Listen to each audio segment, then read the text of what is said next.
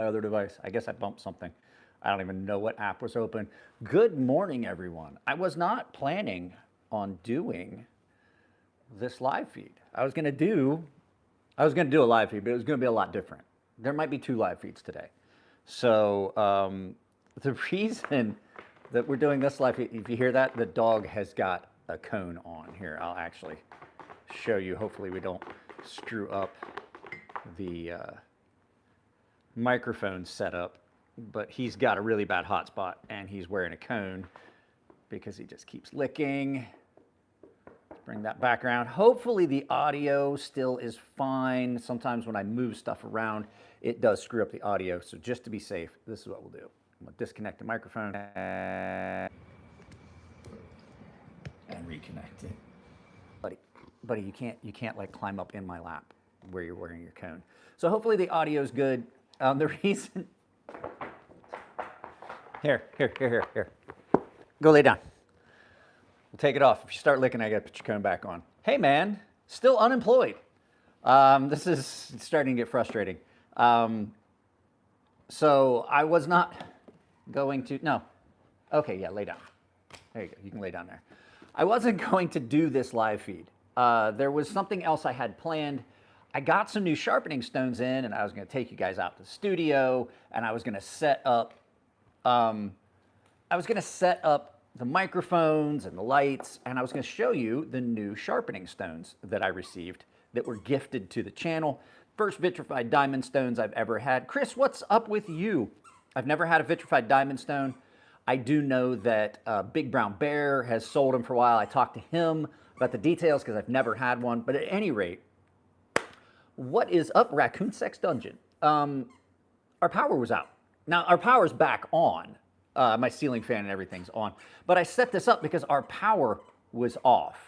Actually off work today, had to take the cat to the vet for surgery. Would you stop?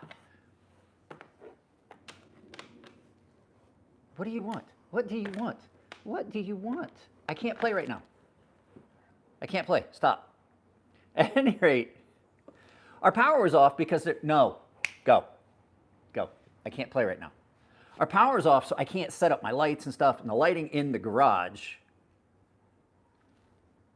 Jesus Christ. I don't do politics here. If that's what you're coming on here to troll and do and bot, get the fuck out. So I'll assist you in exiting right now. There we go. Allow me to facilitate your exit from the premises. There we go. So there's too much division and shit in the world already. I don't need people coming in here doing stuff like that. Do I have moderators for the live? I have moderators. As a matter of fact, you're now a moderator. You're now a moderator. So anyway, power was out. Buddy, you gotta go. Hey, get down. That's my stuff I need. He's laying on all the stuff I have laid out to show you guys.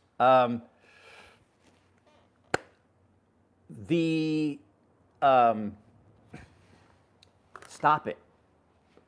He's not listening. He wants attention, but so at any rate, so the power was out. And I was like, oh, I can't do what I was wanting to do. Okay. Dean Marino has been gifted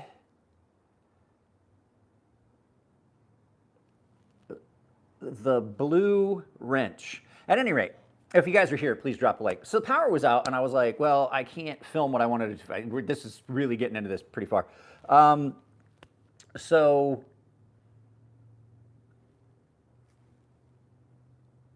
oh, thank you.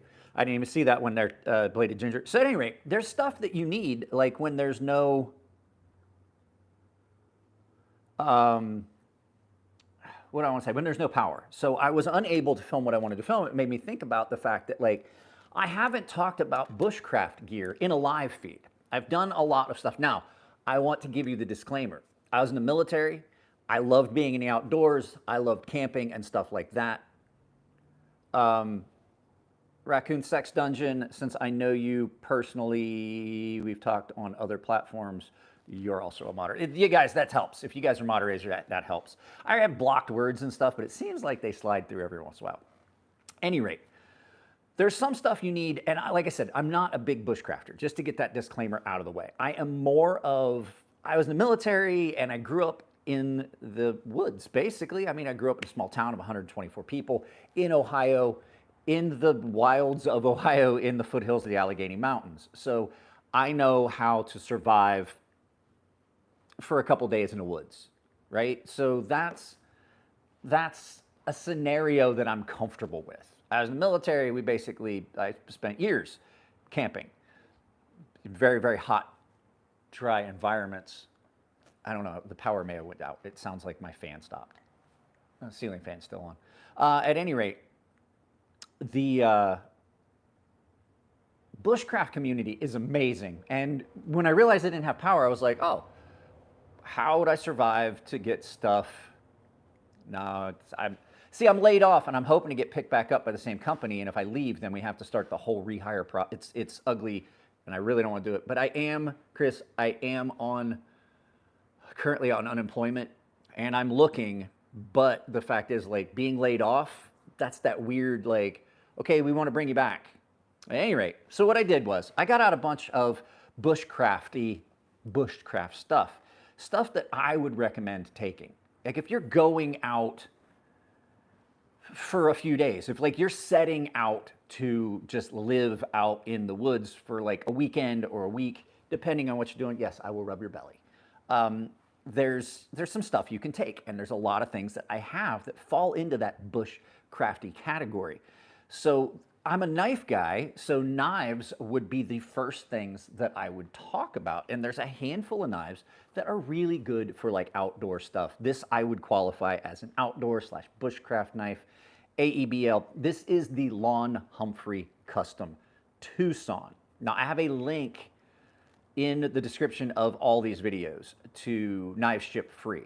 That's the only place you can get one of Lon's knives other than from Lon himself. He's really picky about picking vendors. And so this is a very, very good outdoor style knife. It would work for camping. It would work for hunting if you're going on a hunting trip.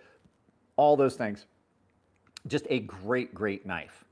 AEBL steel, it's all custom made. It's got stabilized wood handles. He does give you some flash and pop. And these are the cheapest custom knives that I've seen on the market.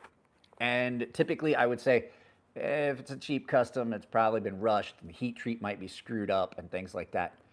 Absolutely not. This is probably the best little fixed blade knife I've ever had. And it would work really good in that scenario. It's got a really good sheath, all those things. Lon is working his way to his, what do you want to call it? Master bladesmith or something like that, whatever it is. But at any rate, you get a lot of bang for your buck. I got to put his cone on. He's licking that spot. Hang on. Hey, put your chin up. Cone of shame. He hates the cone. And if you're here, please drop a like. All you got to do is hit the screen twice or find the 3 buttons. But that is a great, great knife, right? This is a great, great knife for an outdoor purpose, for bushcraft. Like I said, I'm not a bushcrafter. However, I do know the tenets and some of the things you can do with bushcraft knives. I'm not like trying to live off grid and things like that. But to go out for a couple days, absolutely comfortable taking this and some of the other items we're going to talk about. It's not too heavy. It's really good, but, sorry, trucks. But it's kind of expensive. This is just hovering around the $300 range. It's a full custom knife, custom sheath, all that stuff, custom heat treat, all handmade. If that's not what you're wanting to spend, if you're wanting to look for something that's more in a different price range, I'm trying to pull this up here. If you're looking for something that's in a more affordable price range. Oh, I have a Bark River I've got to go get. I forgot. I think you should probably not. That's a bonehead take butthole sniffer. They banned guns, and then they started using knives. You ban knives, what are they going to use after that? You cannot, I'm going to go on this because I'm a big 2A guy. I'm big on, like you should be able to carry whatever you want, knife, gun, whatever. Chump, go. Go. Lay down. You cannot legislate evil. If somebody wants to commit evil, no, just don't worry about it. I got news for you. Cities that have open carry laws have the lowest crime rates. The cities with the highest crime rates have the most legislation. Those rules you're talking about only apply to people that are willing to follow them. At any rate, I'm not even going to argue with you, but that's the biggest dumbass bonehead take I've had on my channel. Stop. Hang on a second. I got to take care of this. Get down. Come on. You got to get down. You got to get down. You're just going to bother me. Come on. Down. Down, down, down, down. Go. Go. Go. So, at any rate, knives are tools, not weapons. Screwdriver is every bit as lethal as a knife if used in that purpose. At any rate, cheaper options to that $300 Bushcrafty, like custom knife. The GOAT. This is the Mora Knives Companion. This is a carbon steel blade done in a Scandi grind. When I bought these were less than $20. I think these were $12 each. I don't know if somebody wants to pop up a price for a current Mora Companion in carbon steel. It's in Sandvik. No, I'm sorry. It's in Mora. It's in their carbon steel. I'm sorry. Sandvik is 14C28N. These things are amazing. At the price point, you've got the best value. Now, is it going to last you a lifetime? No, this is my second one. And this one probably needs to get replaced because it's starting to get sticky. I used it for something here around the house. I had to clean it up after, but it got something on it that now the handles are starting to get sticky. It's a rubberized grip, however, very, very comfortable, terrifyingly sharp, easy to sharpen because it sets its own angle. These things are great field knives. Cool thing about the Mora Companion is if you want more than one, you see that and you see that, you can hook one of those on the other one and have it doubled up. A lot of times you see the guys doing that, two different knives connected. Like you'll have the Mora Companion attached to like, I forget what the other Mora is, the larger one. The problem with taking the blade out is they're just basically made for this. And Bladed Ginger said I'd take the blade out and put wood handles on it. At the price point, it's just cheaper to buy another one. They come with a really great sheath. These things are awesome. These sheaths have got really good retention, nice weep hole. And the fact is, this belt clip, you don't have to use it on your belt. I put that in my pocket, just like a pocket clip. And then I don't have stuff digging into my side. It actually is a very comfortable carry. It stays nice and secure because it does have that little thing here. But the knife itself, here, I'll show you what I'm talking about. You can literally just put that you can put that on your pocket and it acts like a pocket clip. It catches and you literally have to spread that open to get it out of your pocket. Acts just like a pocket clip on a folding knife. This is what I would carry if a folding knife wasn't enough if I was out in the woods, right? I got a really good, reliable knife. You can use it for processing meat. I actually have used this for cutting pork tenderloins. It works really, really well. When you get the big, long tenderloin, I use it to cut it into boneless chops when we get stuff like that at Costco and then just put them in the freezer. Absolutely a champ of a knife, and it's built for the outdoors. That's what Mora knives are for. They're built for the outdoors. The only thing I will say is this one does not have, if you guys remember, I had one and I talked about how nice it was to use it for outdoor stuff because you could just pretty much do anything you wanted with it. The spine on this one is not a 90-degree hard edge. It's not. And so striking a ferro rod can be a problem. It's something we're going to talk about later. Hard to sharpen, though, because of the long bevel. It's not. You lay the entire bevel because that bevel goes down zero grind. It does not have a secondary bevel. Go lay down. Go lay down. Go. Go. Back up. I'll play with you after. I'll play with you after. Go. You literally just lay this on the stone, that sets your angle, and you just allow it. If you don't use any pressure, you just put it on the stone, flip it back and forth. It's really easy to sharpen. As you can see, I've sharpened mine. Even though I'm a professional sharpener, I've sharpened knives for custom knife makers and other knife companies and knife makers and customers. I still will say that it's not that hard to sharpen. There's not much of a learning curve. It doesn't, you know what, I'm gonna turn that fan on for the dog. He's acting like a toddler. He's being a pain in the ass. Lay down there, turn the fan on. Now that the power's back on. Power is back on. I didn't, like I said, it came on after I had set up for this live feed, but this is probably the best bang for your buck outdoor style knife. Now, it's not the end all be all, because you know, we're going to talk, we'll get into other stuff, but there's other items. So we've got a knife, right?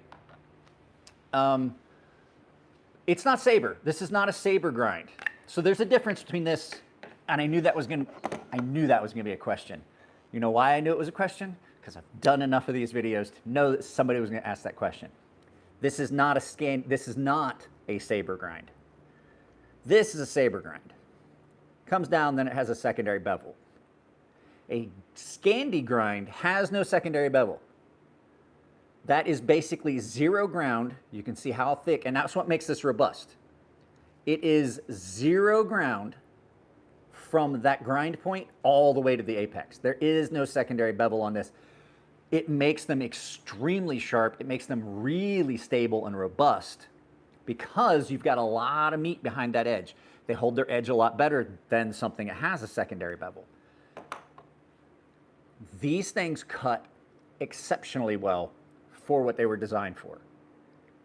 And they hold that edge really well. They're easy to maintain because these are I like the carbon steel. I do know that Mora started making stainless steel versions of these. I don't like them. I prefer, in this application, I prefer a carbon steel blade. Yes, they will rust. Yes, they patina. This one's fairly new. I cleaned it up after the last time I used it and I waxed it. That's the thing that you have to do. I just use Vaseline. I just use Vaseline on these. I just thought of something. Hang on a second. It will take me mere moments. Forgot to put my phone on Do Not Disturb. So, yeah, Scandi grinds are always good. I don't use a fixture. This is so Sefer Yekabash. I'm sorry if I'm butchering your name, but that's what you're going to get. Can't use a guided sharpener though, and it's not as tough as a double bevel. I think it's tougher. I disagree. I think that the double bevel not only hinders the it not only hinders the sharpness and cutting capability, but it also affects the toughness. I do believe I've always been a big fan of zero grinds and Scandi grinds because they just cut better. Aiden says, I got a Puku in LMAX. What's the best grind for it? The Scandi. This is basically a Puku. This is basically a Puku. The Pukus are like, you'll see them, they come from the same area. This is the same style you would see on a Puku. Pukus are usually Scandi ground or full flat ground zero. These are just a little bit more robust. The tip on these are a lot stronger because, like a Tonto, there's not a distal taper because this is the material removal all the way to the tip. Remember we talked about that folding knife? So it... there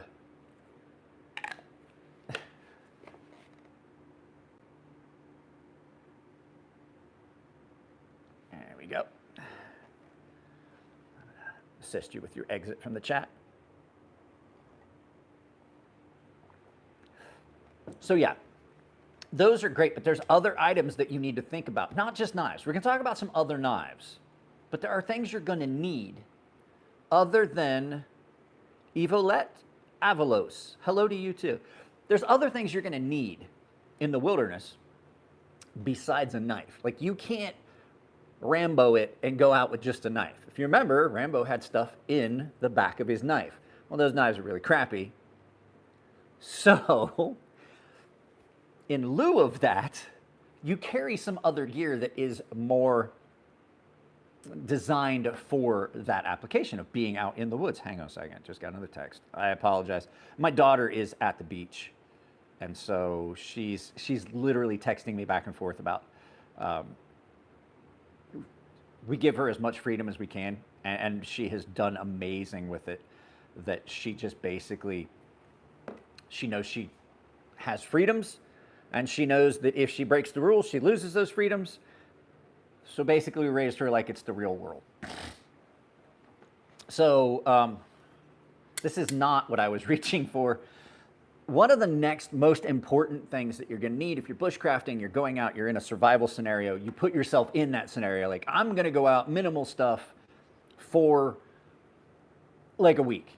Well, you're going to want a way to have a fire. Fire is the most important thing if you're in a survival scenario. Fire is life. That is something that's preached to you in survival schools, in the military. That's something that's preached across the tenets of bushcraft and exploring.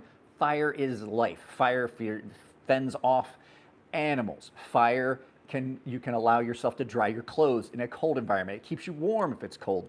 All those things. So you're going to want a way to start a fire. You don't want to go out there and be stuck and be like, oh, I'm going to use the bow and stick method because I've done it. I can do it. It's a real pain, and it can sometimes take up valuable calories that you're going to need the next day. So I absolutely recommend some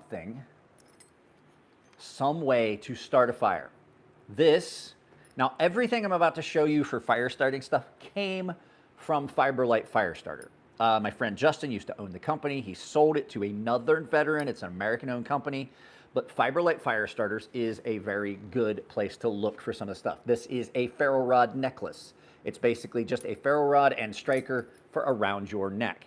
It's a nice minimal one. It is a full-size ferro rod, just like this one, but cut down to be put and had holes drilled in it to put on a necklace.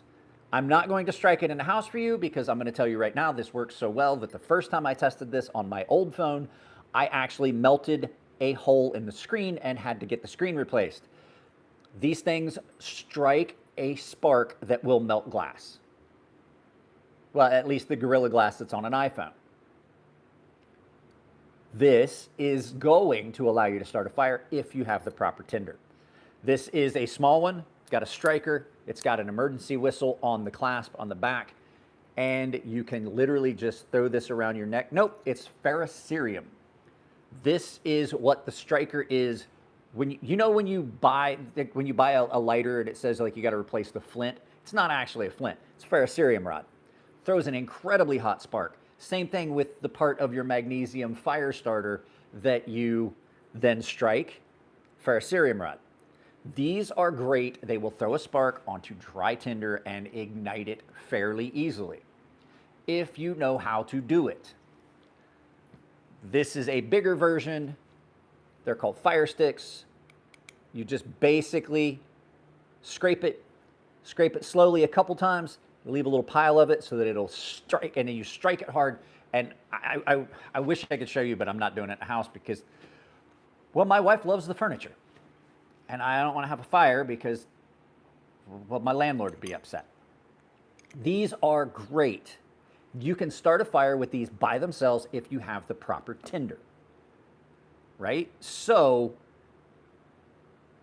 they're great for that, but not everyone is good at finding the right kind of tinder. Maybe you're not in a dry area. Maybe all the tinder's wet. What are you going to do? Don't worry, faithful subscriber. I got you covered. This is a fire kit. Now, there's other companies that make these. I am just biased because my friend Justin owned the company. He was a veteran. He was a Marine. He sold it to another veteran. Well, I don't like the magnesium ones because they have a tendency to corrode and then they get soft and they fall apart. They're not great long-term things. Storm matches are great too. Storm matches are great. This is a fire kit. It's a little tin of, I have a big bag of what they call their fire nuggets as well. They work great. They're just chunks. It's a bag of them. You just throw a couple of them in a Ziploc, throw it in. You don't even have to Ziploc it. This is impregnated tinder. It's completely waterproof. You can actually light this on fire. You can put this on a bucket of water, dip it underwater, and then still strike it and it will burn. It comes with a whistle and ferrocerium rod in the kit. And this snaps closed on its own. You don't need this, but another piece of survival gear is called a ranger band. These are great for securing gear. They're great for holding things close. They're great for adding, if you wanted to add multiple things onto this and stack it so it doesn't fall apart and come apart and you got to dig around in your pack. They are amazing. Ranger bands are something you should have a bunch of. I've got a bag of them in the studio that I use for different things. This is amazing to have. You don't need a collapsible billow with this. This stuff burns really hot and it'll get it going. If you can get enough dry-ish tinder on it, this stuff will burn for a while. There's enough in here for several fires. I had 2 of these. I gave one of them away. They're great. They come with, this is the one that's brand new. This is my personal one. Can you make that stuff? I don't know if you can, because what they have is a machine. So what they do is they take wood, they take scrap wood from lumber yards and pallets and stuff like that. They run it through a shredder, and then that's wood impregnated with, it's just shredded wood. It looks like remember the old beef jerky that came in the snuff tins? And it's like that. It's the same machine that they use for taking beef jerky and turning it into a beef jerky powder. Same machine, but they just turn it into wood powder. It comes with a combination emergency, it's loud, emergency whistle, and in the base of the whistle is the striker for the ferro rod that's right here on the side. It works really, really well. So this is something I absolutely recommend. You can pick them up, fiberlightfirestarter.com. I don't personally know the guy that bought the company, but I do know he is a fellow veteran. This is some of the best stuff I've ever used for starting a fire. I've had several of these kits. I've used a couple of them. This is my personal one. Gave one away to my paying members one time, which, by the way, if you're a paying member, I'm probably going to try to film the giveaway video today because I'm not in the mood to film much of anything else. We're not discussing if we can make this stuff. We're discussing how convenient and cool. It saves you the time. Some people are like, oh, well, you can do the same thing. I've never made my own tinder and have it come out this good. They designed the machine that does the impregnation. They do all the work. They put it in with the melted wax and things like that.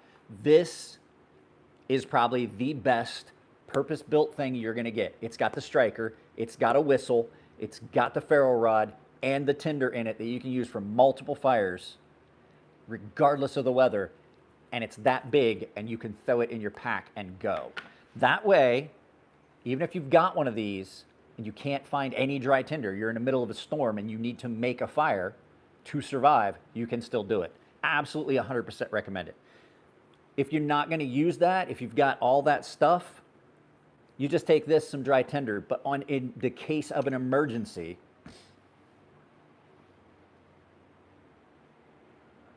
that's basically, these strikers are basically punched. That one's been used a lot. They've been punched out of similar material. They've got one spot here that's a hard edge. This one has a ruler on it. If you happen to need a ruler, you got a bottle opener if you need to open a bottle, and it's also got a hex in there if you happen to need a hex. And then there's also a spot here that you can use. So, absolutely having a way to make fire is incredible.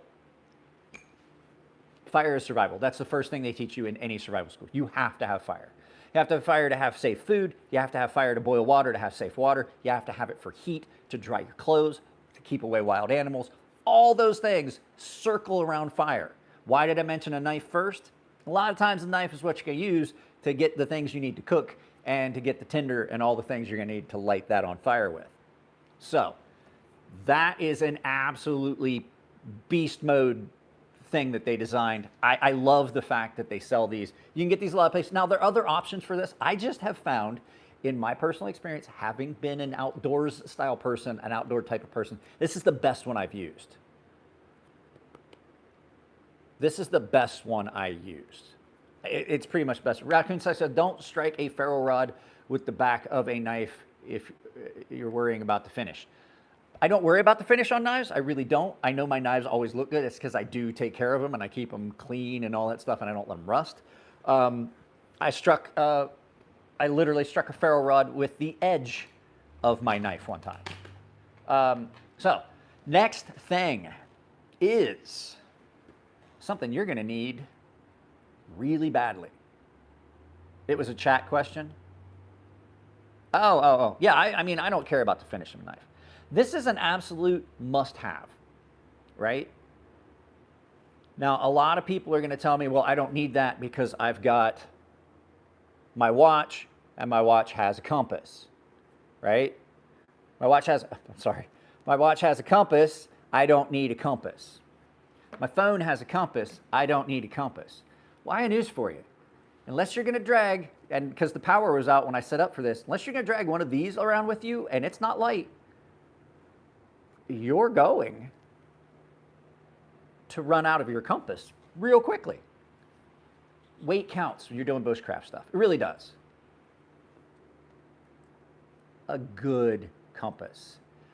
I actually, guys, I tagged some bushcraft products. I think this was one of them. This exact compass. My dad got me this compass. We're going to talk about this in a minute. My dad got me this compass when I was 10. I have used it. I've carried it. I keep it in a protector so that you can use it. It is a map compass. This is an explorer's compass. This is something you can use to plot your course through the woods. If you are someone like my one friend who is insane, that refuses to use trails, goes off trail and hikes areas and hikes off trail, and I'm pretty sure I'm going to wind up seeing them on like 411 one of these days. This is something you absolutely have to have. It is, I know I did do land nav, and that's one of the things I was going to, we're not going to get into that. I wasn't great at it, but I did do, when I was at MESF, Mobile Expeditionary Security Forces, we fell under NACC, which was the Naval Expeditionary Combat Command. It was a brand new thing. We did have to go to a combat skills course, and it was taught by the Marines. They taught land nav. It was basically like what the officers go through for infantry school, a consolidated one. So the basics of land nav and map reading. Why this? Because you can lay this on your map. That's what it's designed for. If you look, you've got measurements, you've got grid. You can set this to, you shoot an azimuth, you figure out your direction you want to go, you figure out how you're going to go, and you just keep checking your course on your map with your compass. A good compass can save your life. Even if you only need it to find, like if you are in an area and you're like, I know that there is a road to the east of the location I started, and you want to just, I'm going to follow east. You set your compass and you follow east. Now, I have had this literally for 40 years. I've taken really good care of it. This is a Silva. They were bought out by the company, I believe the company that I put a link to the product in the tag. Hey, what's up, Bubbles? I tagged the products in it. This exact compass was the one that I did. It's a liquid-filled compass. You do have to be careful with it. You don't want to bust it out or anything like that. It's got a rotating bezel if you're doing land nav and you're going to use it on a map. They're great. They're great. Having an electronic device that has a compass in it is great for overnight if you're taking a small battery bank. You get lost in the woods, your phone dies, you are fucked.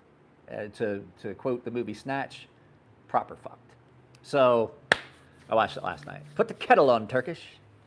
So yeah, that's something that I absolutely recommend. Here's one that is a little bit off from what a lot of you are going to think. A pry bar. A small little pocket pry bar.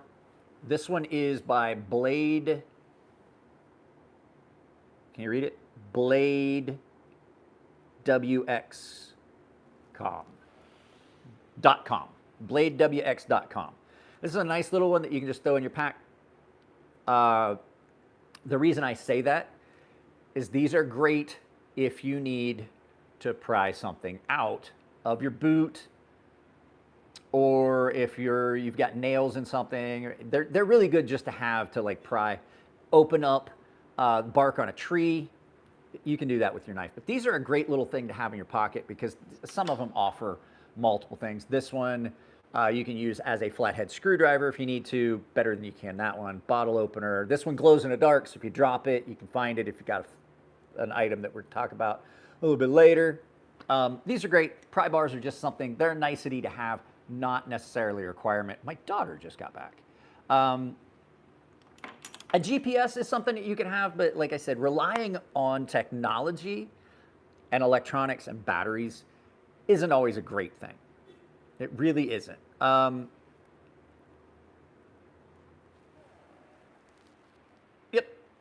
my daughter's back. She just got back from skating. So yeah, those are all great. Flathead screwdriver would work in the epoxidist, though. Yes, yeah. As I said, this has got a flathead built into it. I have another one that I was going to grab, and I can't find it. I have another pry bar that has a slot where you put a bit driver, and you can put a flathead and Phillips in there, and it locks into it. And you can I don't know what to do. It's the one that Rat Bastard, my buddy Nathan, made for Rat Bastard. It's also he's also the owner of Tempered Trail. Like I said in a bunch of videos, you can check out their website with my discount. With my link down below at a discount. They make outdoor shoelaces and stuff like that that are like just incredibly good, super, super strong, but he also makes hand-stitched leather wallets and stuff like that. That one is really good. This one I think is about my favorite. It's got a nice pocket clip. It's got one of the Lynch clips on it. Sits in your pocket nice and flat, doesn't really take up much space. And like I said, this absolutely, let me see if I can show you. This absolutely, when you charge it up, glows brilliantly. Can you see how it's glowing in the daylight? So if you drop it, it's gonna make it easier to find. But those aren't something you need to have. CBB, Wii has one. There's a bunch of different ones. Almost everybody has a pry bar these days.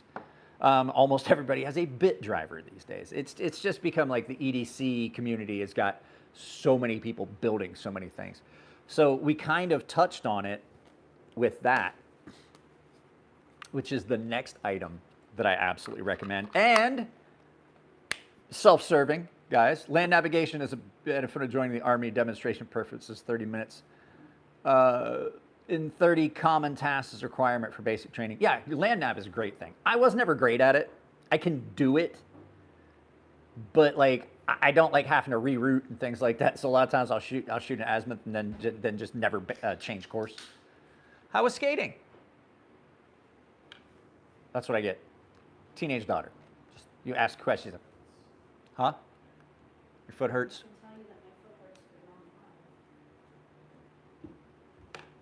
She can tell me her foot hurts and then mumbled something as she walked away. But you're on live. So oh no, it's okay. This is a fun live. I wasn't going to do it, but the power was out for a little bit. on live, you don't want to hear my foot. Wow. Okay. I tried to convince Alex to make a titanium spoon. You can buy titanium silverware and things like that. They're really light. That's another thing, having silverware. It's not a necessity, but it does come in handy. At any rate, this is the next thing we're going to talk about, which is a flashlight. So say that you are out and you underestimate how long it's going to take you to get back to your campsite, and it gets dark. A flashlight.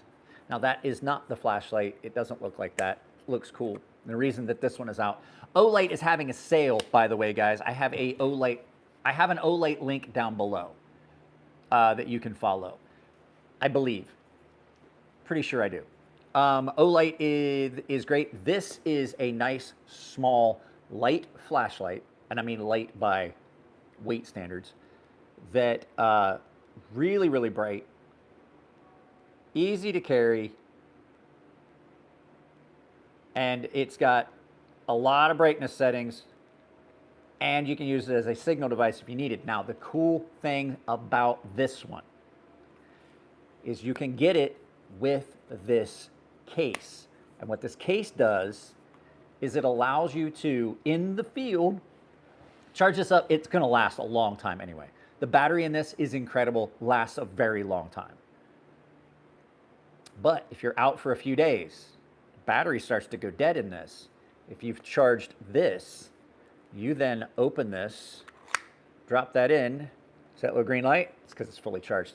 It's now charging that flashlight. Just like your AirPods. You can charge this 3.5 times. 3.5 times with this case if it's fully charged. What that allows you to do is take this out there. You can use it as much as you really want. You're gonna have a hard time running this thing completely dead. You really are.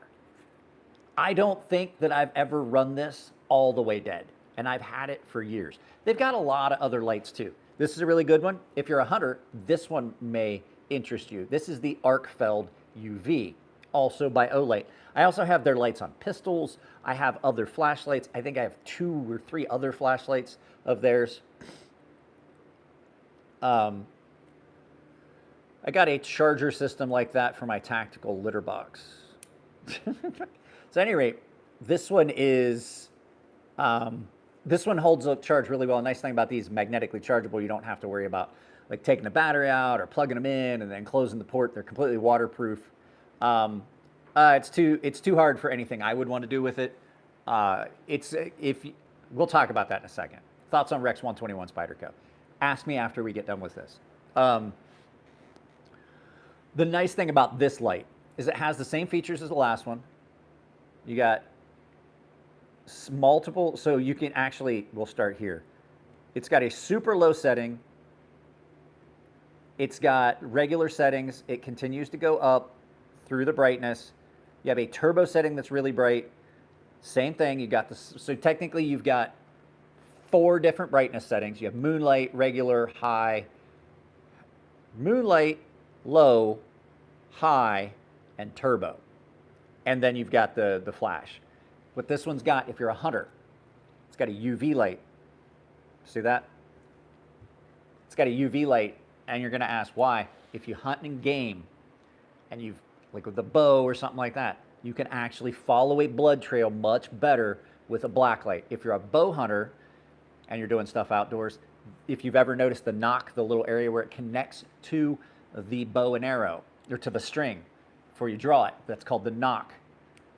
You can use this and you can find your arrow, so you can reclaim your arrow, and then you can, usually what will happen is you'll find your arrow, that's where you're gonna find your blood trail, if you're bow hunting. This is a great, great little flashlight, sits nice in the pocket. The battery lasts almost forever. You've got indicators on it showing which battery life is. I haven't charged this in almost 2 months. I use this every night when I take the dog for a walk. I use it around the house, the yard. This thing is still at 3 bars out of 4. This is amazing. If you're a plumber, you can see your UV primer. Yes, that's the other UV. That's another good one. There's a lot of stuff you can do with the UV light, UV resin, things like that. You can buy some from Crucible Industries, but they probably have minimum purchase. I don't know. Rex 121. So somebody asked about Rex 121. If you guys aren't listening, Spyderco has made some knives in Maximat and Rex 121. They are incredible steels. I don't mind sharpening them now that I have the proper stuff to do it. That was not the issue. It's not that I don't like sharpening. I think it's a stupid steel, in my opinion. There are some scenarios where Rex 121 would be great. Rex 121 Maximat, 70 Rockwell. You can cut glass with it. It'll hold its edge. If you're somebody that just cuts cardboard all day, like my buddy Will Boyer, he's one of the paying members. He's also somebody I talk to almost daily, along with Bubbles, in a group chat with several of my paying members. We talk almost daily. For him, that would be great. It would be a great steel. It cuts, holds up, it's gonna hold its edge for, I mean, for fuck's sake, you can cut glass with it. If you watch Jared's short that he did on YouTube and a reel on Facebook, you can cut glass with it. Cardboard's not gonna be an issue. Problem is it's really brittle. If you're doing something where you're cutting and you flex that blade, I've seen so many people do it. They'll be cutting and then they flex. It breaks like ceramic. It just breaks a chunk out of the blade because it's so hard. It has its place. Just like glass, super, super hard. You can't even drill through it, but it's brittle. You can't drill through glass without a diamond. It's the only thing you can do it with. And a lot of times you're still going to break that glass. At any rate, that's my take on Rex 121. It's not a good all-around steel. There are other lights on the market. That's where I was going with that. There's other lights on the market. Now these ones are really good. These are done by Lumentops. These are very small, but I'm saying the UV has multiple good uses. You can spot things on the ground that might reflect, such as arrow knocks, orange knife handles, things like that. If you've dropped something, I have found it's a lot easier to find it using the black light, the UV light in that, than I do with other colors. These are great. These are great little lights. They have 3 light settings. They're LED. This one is titanium. This one is in brass. Same light. You can get them in 2 or 3 different LED styles. I think they have the Cree. They have like different ones that give you different color rendering. This is the first one I ever got. Works the same. It's got 3 light settings. The problem with these, and why I recommend the other ones first, is if you do have a battery bank, you can recharge those other ones.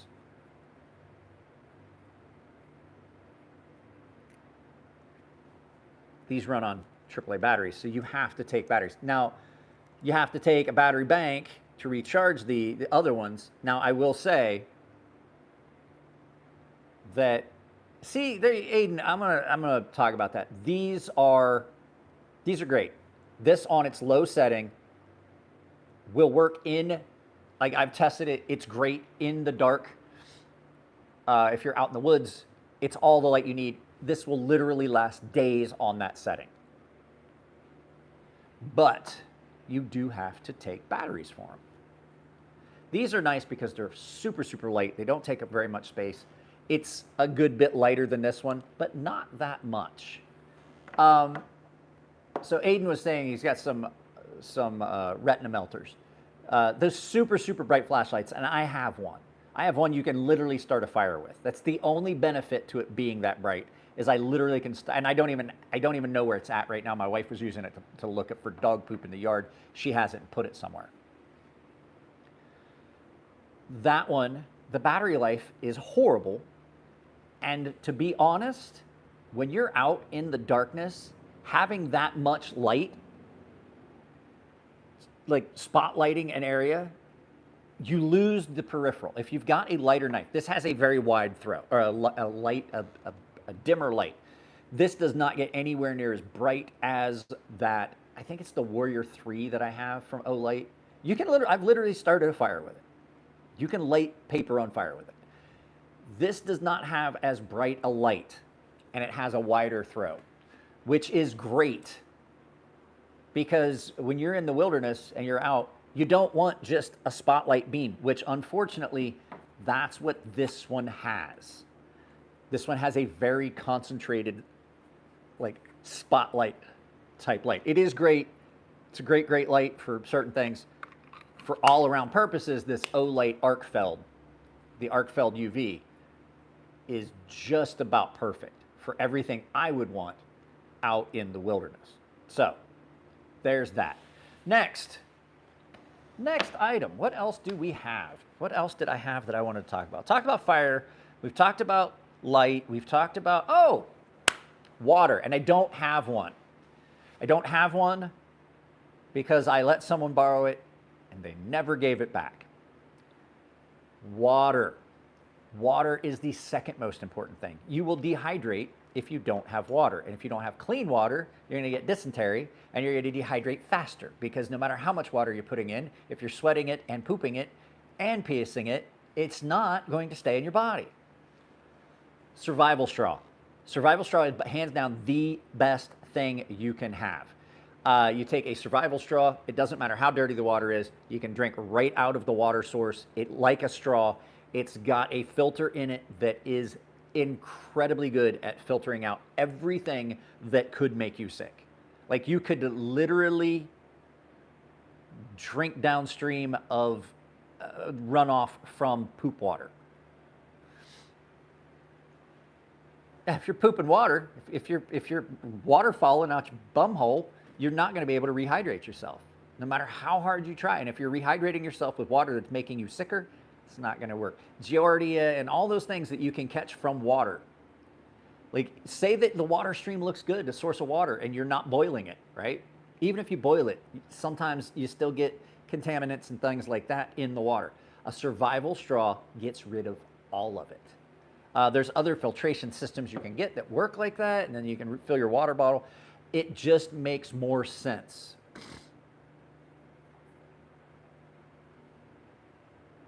I'm pretty sure that the survival straw gets all of that. I'm pretty sure it gets all of it. I had one, and even water that tasted metallic and things. I would literally use it. I'm really sensitive to the smell of algae bloom. And here in San Diego, our water all comes from reservoirs. And those reservoirs get an algae bloom on it. Now, do they take care of anything that would be in the water with the chlorine and filtration? Yes, but it doesn't get rid of the smell and taste. I'm super sensitive to it. Like, when the sprinklers run right now, it stinks. I hate it. It just smells like an old swamp, and it's just a genetic thing. It's also the same gene. People that can smell that really clearly are also the same people that can smell the bitter almond smell of cyanide. I hate that smell. I used to hate it when we go fishing in the swampy, like, algae-filled areas. The survival straw takes it out. I literally would use it at the house in the summer to drink water. So if it's taking out that, I'm pretty sure it's taking out the iron and things like that. We get hard water that game me in the stool waters. I don't know what that means. So that takes us from there back to bladed things. Now, I don't have my trail hatchet because the same person that borrowed my survival straw broke my field hatchet. I had a short, basically it was the Trail Boss. It was a Cold Steel Trail Boss. The Cold Steel Trail Boss is great.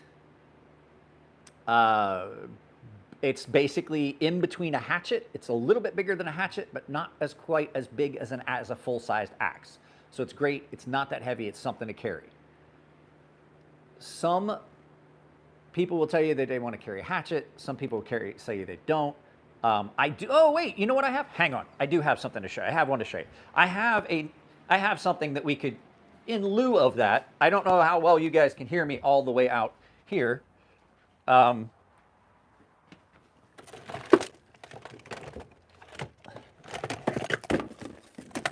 digging through things, ladies and gentlemen. I'm sorry.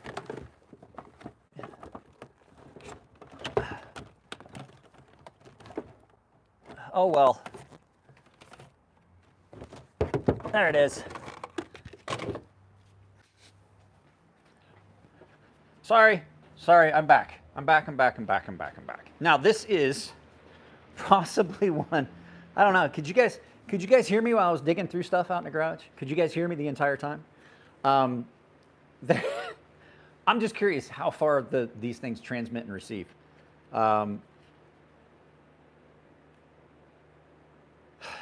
Hey, a folding kukri would be an option.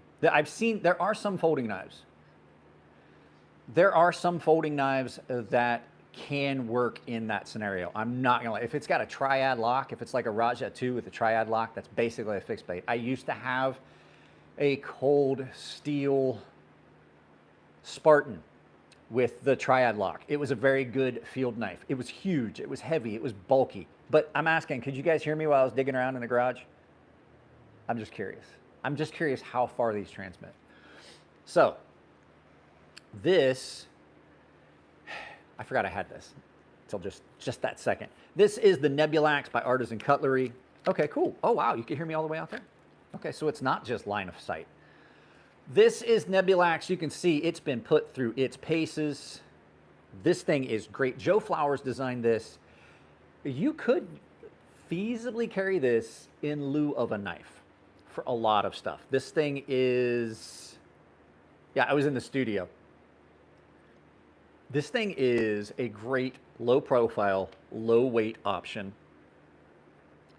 You can hammer with it. You can choke up on it, use it for like some kitchen tasks. You can see I have beat the ever-living crap out of this. And it's held up great.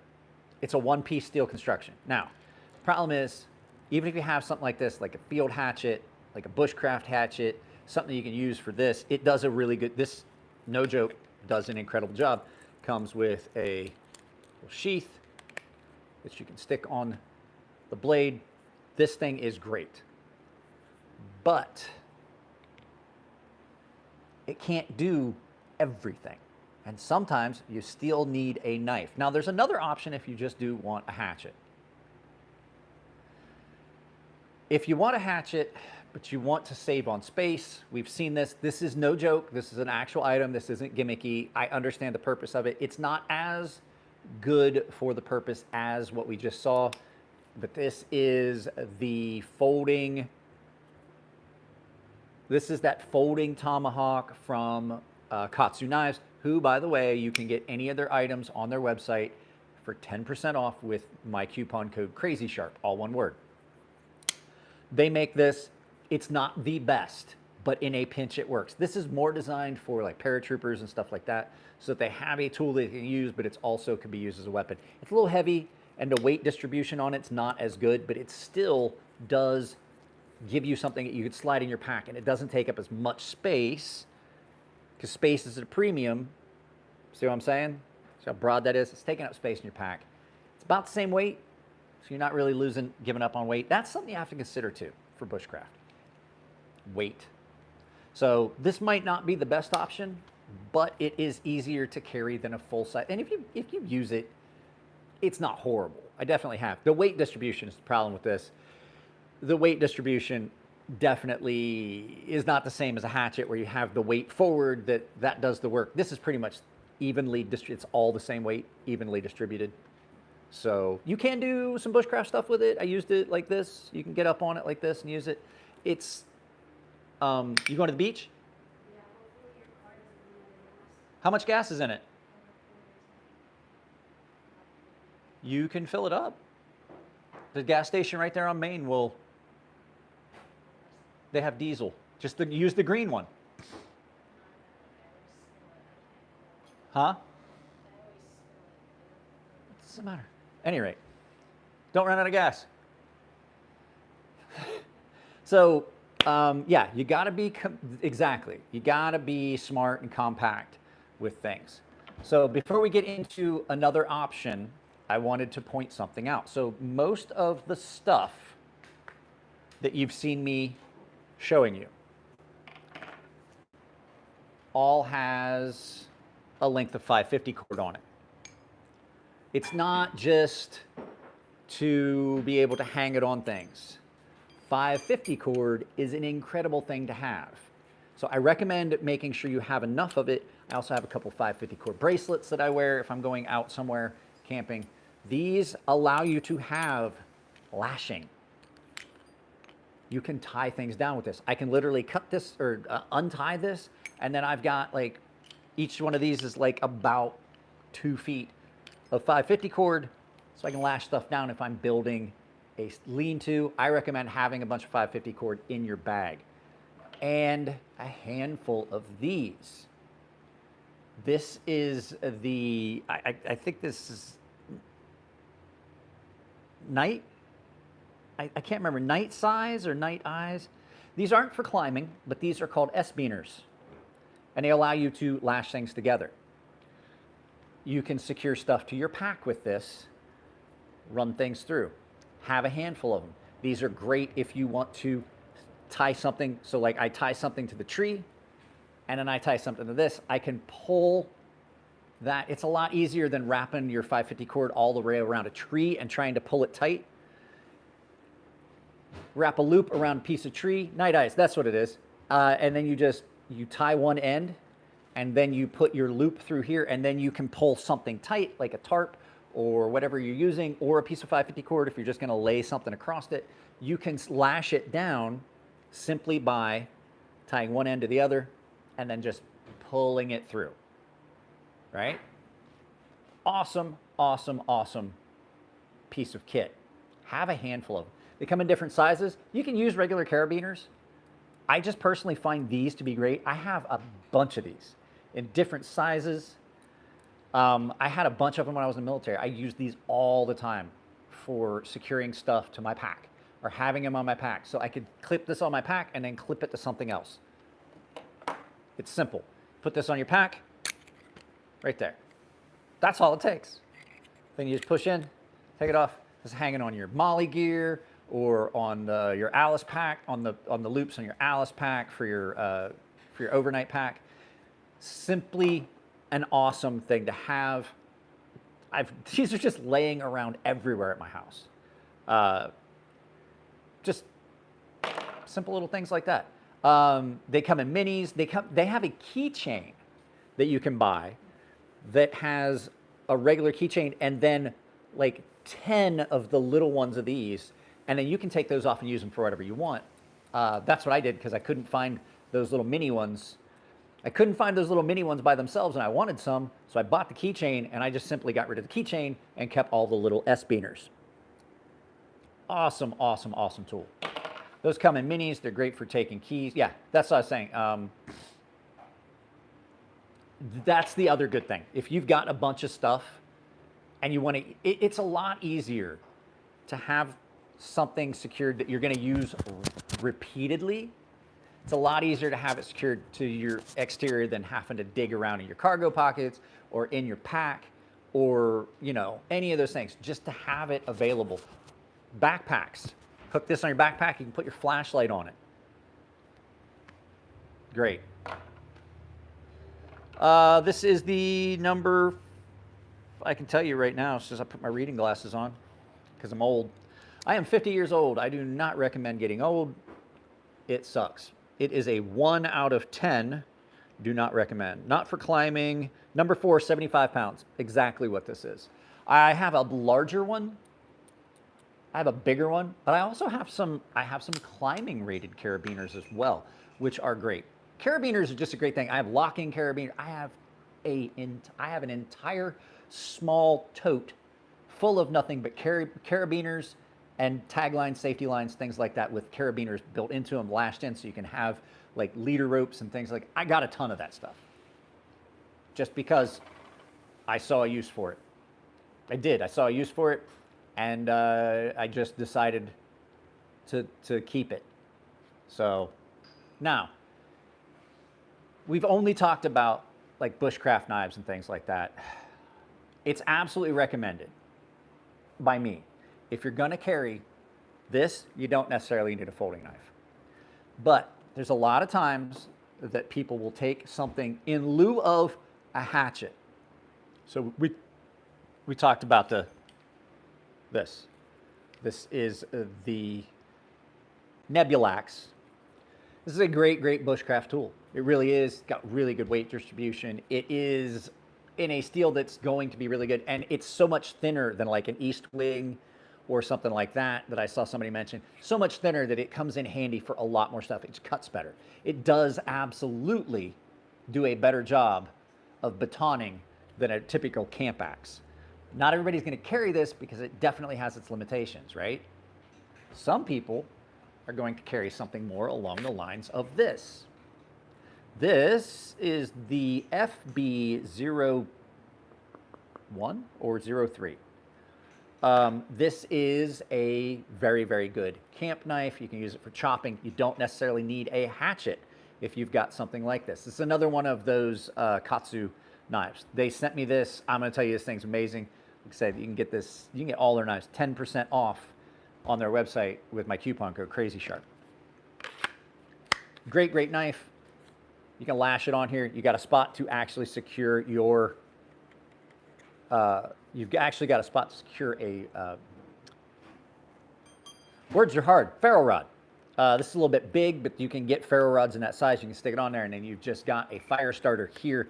This is a very, very good outdoor knife. It's got a really good cant to it. So if you're doing chopping, it's very similar in that cant to a kukri, which makes it really easy to chop with. Big belly on this. This would be able to be used as a field knife and a hatchet if you needed to. Really robust. This is a very, very robust knife. It is saber ground from here. It is really, really good. What is the difference between a cold steel nylon plastic sheath? Well, cold steel does not use nylon plastic. They use a fiberglass reinforced nylon plastic that strips the edge off of your knife, which is why if you're smart and you've got a cold steel that is newer and has a Secure X, you replace that with leather or a Kydex. Kydex will not fuck up the edge on your knife. Secure X absolutely will, because basically when you pull it out, you're dragging it across glass. And if you've ever drug a knife across glass or ceramic, it will absolutely screw up the edge. The Mora is a plastic molded sheath. It's really good. They will break down over time, UV exposure. They're not as rigid. These will crack and break if you step on them or drive over them. Trust me that they will break if you drive over them. They will crack like a lot of other plastics. Trust me on that one. But the fact is that the blade will probably break as well on that one. Trust me. We're not going to get into that story because it makes me look stupid. But it's really good. But as long as you don't step on it or drive over it, you don't have to worry about it. These aren't as good and rigid. These are really good. These are just molded Kydex. It's just a heat molded sheath. Downside of these sheaths, which is why I'm going to tell you I recommend leather for everything. These molded, heat molded sheaths. Think about that. So what they do is they vacuum seal this or press it. They vacuum form it or press it while it's hot, and it takes that heat. Now, heat molded plastics, if left in a hot car, will then no longer stay on your knife. It's another one of those, trust me, because I know. They're not as great. They are really good because they don't draw damp if you're using a steel that's a carbon steel or something that's more prone to rust, like, let's just go ahead and say like Crewware or any of your carbon steels, like a lot of outdoor knives. Leather will draw damp. You got to stay on top of keeping your knife clean and not letting it oxidize, not letting it rust. It will hold water. And if you're here, please drop a like. There's 44 people watching and only 19 current likes. So all you do is double tap. The leather sheaths are really good, but we're going to talk about that in a minute. This is another knife that you could carry in lieu of. This is the one that I cut my thumb with so badly, and I am going to knock that point off because I've almost done it a couple more times. This is the Work Tough Gear Grizzly. This can be used as a camp knife. It can be used as a hatchet. It can be used as a machete. You can use this for almost anything that you would want to do in the wilderness. This is an incredible knife. It comes with a very good, now those are taped down because they shake and rattle when I do videos. And so that is just strategically, but you can make a harness for this so that you can carry it like crossbody. You can carry it across your back. You can make a harness with this. With what? Well, 550 cord, of course. That's why I said put 550 cord in your pack. I had to scoot back because it's a very large knife. This thing is weighted perfectly for that. It's done in a steel. That doesn't work. Separate, that does not work. You drag, it does not work to say that because that's not how cold steel sheaths are made. When you go in and out, it doesn't matter what you're doing at a cold steel sheath. They are molded in a fashion that as you're drawing it, you're going to drag across it. And not everybody is going to be that conscious of it. And the first time you don't think about that and drag it spine up, well, great. I can do this for you. If I'm in a rush, I'm not thinking of that. And now I have a dull knife. So agree to disagree. Their sheaths fucking suck. Cold Steel's knives are great. Their sheaths are a little bit of hot trash. A little bit, kind of a lot. This is a great knife for those purposes. But that brings us around to what I was saying, which was, that was probably loud. I'm sorry, I forgot I'm mic'd up. You can't use that to pick out a splinter. You can't use that to clean up a piece of vegetable or something like that. Or you can't use that to cut the roots off of, like, clean up and do kitchen camp tasks and things like that. If you're also carrying this, perfect. But not everybody's going to want to carry 2 fixed blade knives. Takes up a lot of space on your belt, takes up a lot of space on your pack, takes up a lot of space in your gear. This fits in your pocket. And now we're back around to one of the most versatile tools you will ever find in your life, which is the humble pocket knife. Pocket knife is probably one of the most versatile tools you will ever, and you guys knew I was going to bring it back around to the knives we carry every day. They will serve you well for almost every scenario, except the couple of scenarios where you may need this. You can't replace this with this, but just conversely, you can't replace this with this. Absolutely recommend that you have something like this. EDCing at cold steel is nuts if you're living in suburbia. Brother, I got some cold steel knives that are this big. I EDC cold steel knives all the time. They're much, they have a very, very wide selection of things. Sex Dungeon.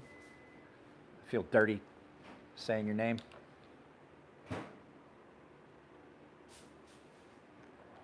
I EDC cold steel fixed blades. I live in suburbia. No one says a word. So having something that's smaller, and this isn't really that small. This is 9.5 inches overall. So is this one. This is more of an aggressive. I love this knife. I love this knife so much. There's no words for how much I love this knife. I like this as much. There are words. This is currently a dead tie for my Grimsmo Norseman and how much I love this knife.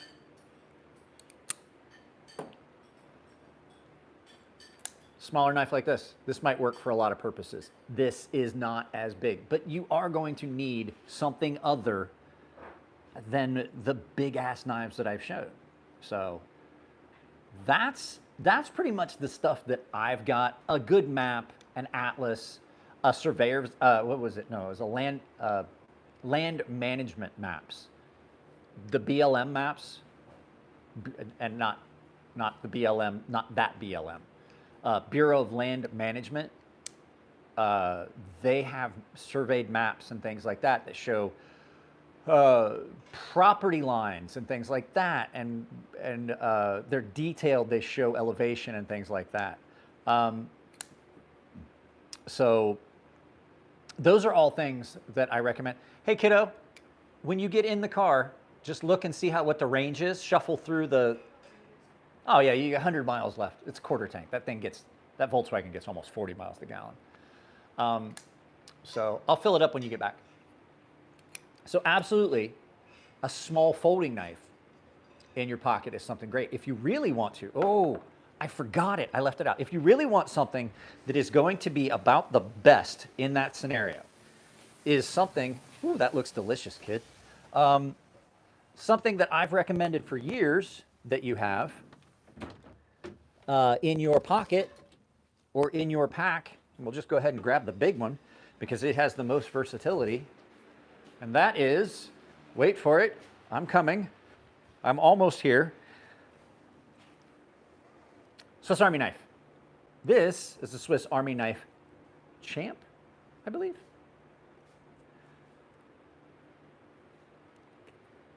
Guess what? You don't have a ferro rod, you don't have matches. If you've got this in your pack and it's a sunny day, you can still start a fire. This was a gift. This is the biggest Swiss Army knife I've ever had. I have Tinkers and I have Officers. This is a big one. I think this is the Camp or the Champ or something like that. I don't remember. This is the biggest one I've ever had, and it's got tons of features. So you do have a small knife. Matter of fact, you got two of them. You've got Phillips head. You've got a flathead. You've got, what else we got here? A small flathead and can opener. Very good can opener. This is a Victorinox. Wenger used to make Swiss Army knives. They were allowed to, but now the only people that make Swiss Army knives are Victorinox. And Victorinox had the best bottle opener or can openers. This is absolutely an amazing can opener for a field can opener. Hands down. Way better than the one that was on my first Swiss Army knife, which was not a Victorinox, it was a Wenger. Like I said, flathead and bottle opener. Scissors. Good scissors. Good scissors. You've got a fish scaler and ruler. This one's great. The cool thing on this one, and I gotta find it, I gotta be able to get it out. It doesn't want to come out all the time. It's kind of a pain, and I wind up jamming it up under my fingernail when I do this. It has, there we go, a small saw that is very good. So if you're trying to get small branches down to make tent stakes with, because I'll tell you, let me tell you why I'm going to say that. If you're out in the woods, I have found this so many times. It is way easier to make a tent stake out of a piece of green, fresh wood than it is to pick up some dry, hard-ass dry wood off the ground and then try to cut it. Green, softer wood is always easier. You cut off a few limbs about that size. You make tent stakes with them. So much easier. Just cut this off with a saw. You don't have to worry about chopping all day. Just cut them off. Great little saw on this. And then on the back side, you do have a punch-all, bottle opener, in case you brought some wine, and a tiny flathead screwdriver that screws down in there. And then a little toothpick. I've never used a toothpick. And a pair of tweezers. You have got so many things that you may possibly want to use, but I do have to say, as far as the big one on this, the big one that's on this that is not on any of the other ones that I have is a secondary means to start a fire. This is a great little magnifying glass. When I'm trying to find something like what is catching in this knife, I grab this out of the drawer and I literally put my reading glasses on, and then I'm down there like this. I'm like, oh, I see what the problem is. This is a very strong magnification on that magnifying glass. So, awesome, awesome tool. That comes in, you get a piece of metal in your finger, the tweezers and that magnifying glass, you can get, have you ever done that? I don't know how many people have ever used a knife grinder or made knives, or just generally working around metal that's been ground. Those little shards of metal will get in your finger, and then you can feel it when you touch something but you can't see it. Like, what is, I can feel that there's definitely something in my finger. So, what do you guys think I'm missing? Just for general enjoyment of everyone, what items, now I'm reading that tweezers is the most used tool on those. I don't like the tweezers on those. I have a multi-tool slash pry bar that has a pair of tweezers built in. You know what? I think I know where it's at. I do know. I'll be right back. I'll show you what I've got that I use for that. I know I keep running out, guys. I'm sorry. The nice thing is now I know you can hear me all the way out here. So the other one that I have, and I got something else here too that could come in handy. The other pry bar I have, this is the one. Now I don't have the bit driver in it because I dropped it and it fell out and I never picked it up. This is that other pry bar I was talking about, but this has a very good set of tweezers built into it. This is titanium. This is multi-tool slash pry bar made by Nathan over at, my buddy Nathan over at Rat Bastard, and he also owns Tempered Trail. So this is another nice little thing to have. It works really good. They're really, really fine at the tip, but you can also get a hold of bigger things with it. There's a lot of tension on them too.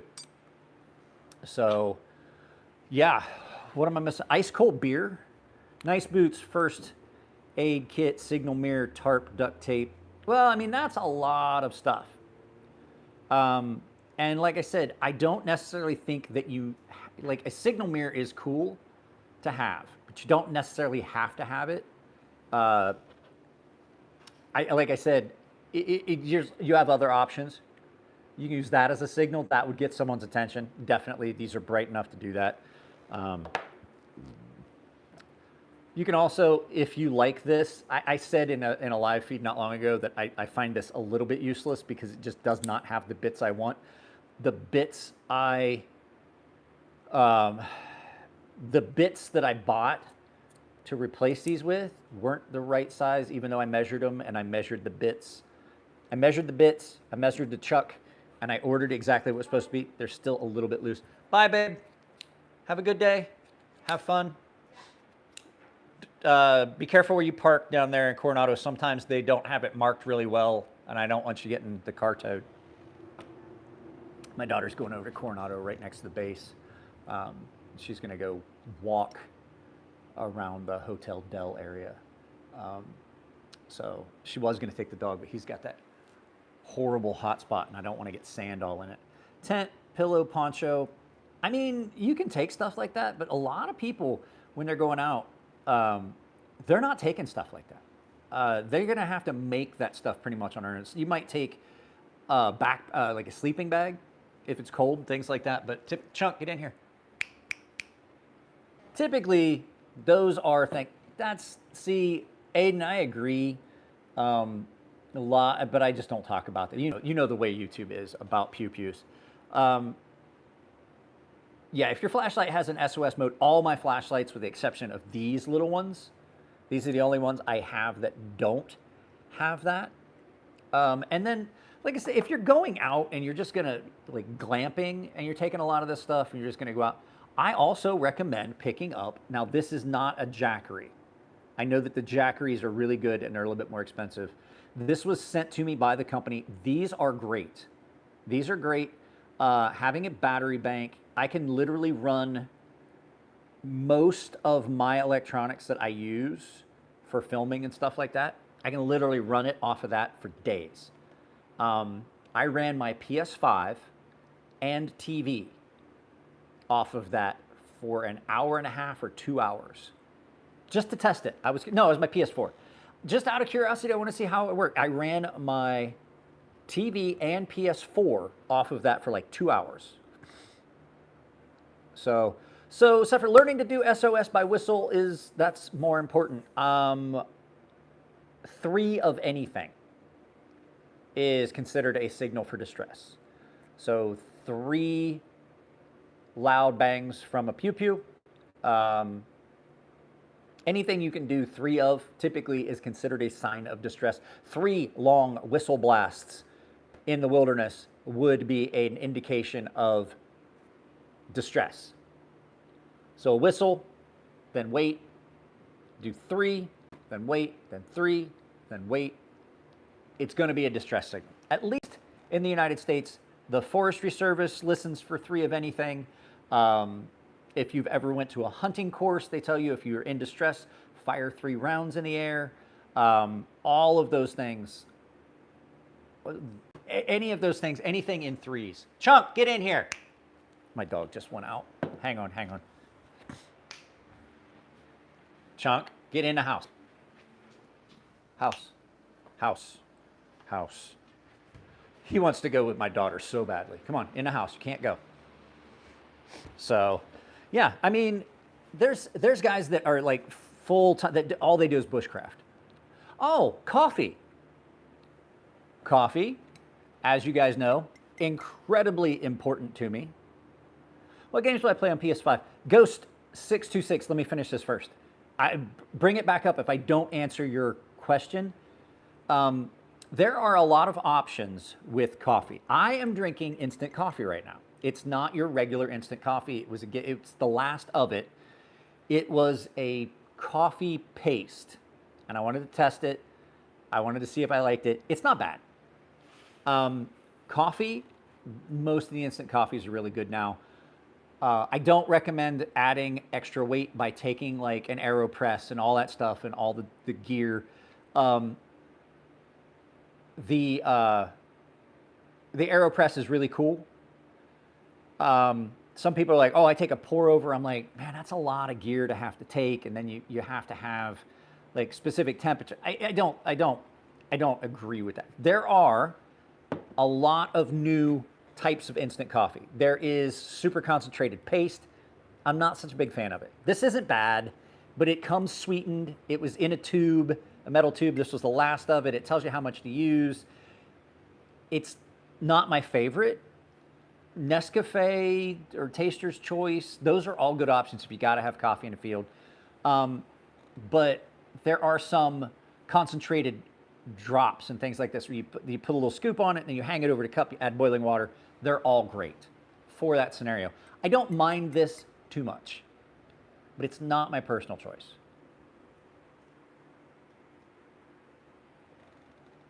If I was going to go out camping, I would take coffee, but it would not be coffee grounds and a way to brew it and stuff like that. I simply would just take, what is it that I have? I got it for, I'll show you what I got. I got it for a video, and I use it occasionally, like when I'm being lazy. I got it for a video where I was going, yeah, that's what I thought it was. I got it for a video where I was going to coffee etch a Damascus blade that a guy was sending me. He never sent the blade. Nescafe Taster's Choice. I got it at Costco. The plan was I was going to coffee etch a Damascus blade he was making. He basically fell off the map. He was a new maker. He was like, do you know how to coffee etch? And I was like, I know how to etch Damascus. And so you don't need a kettle. You do not need a kettle. If you're going camping, you're going to take a tin that you're going to take your camping, like your cutlery gear set. You're going to take something, a metal cup or a metal pan that you're going to put on top of the fire to heat water with and heat food with. You don't need a kettle. You can boil water in a frying pan. Well, I just said that there's filtration methods that you can use. Boiling your water is a good filtration method. You boil the water. It doesn't, you don't need a kettle. All you need is something that you can boil water in, not a kettle. This actually is not bad.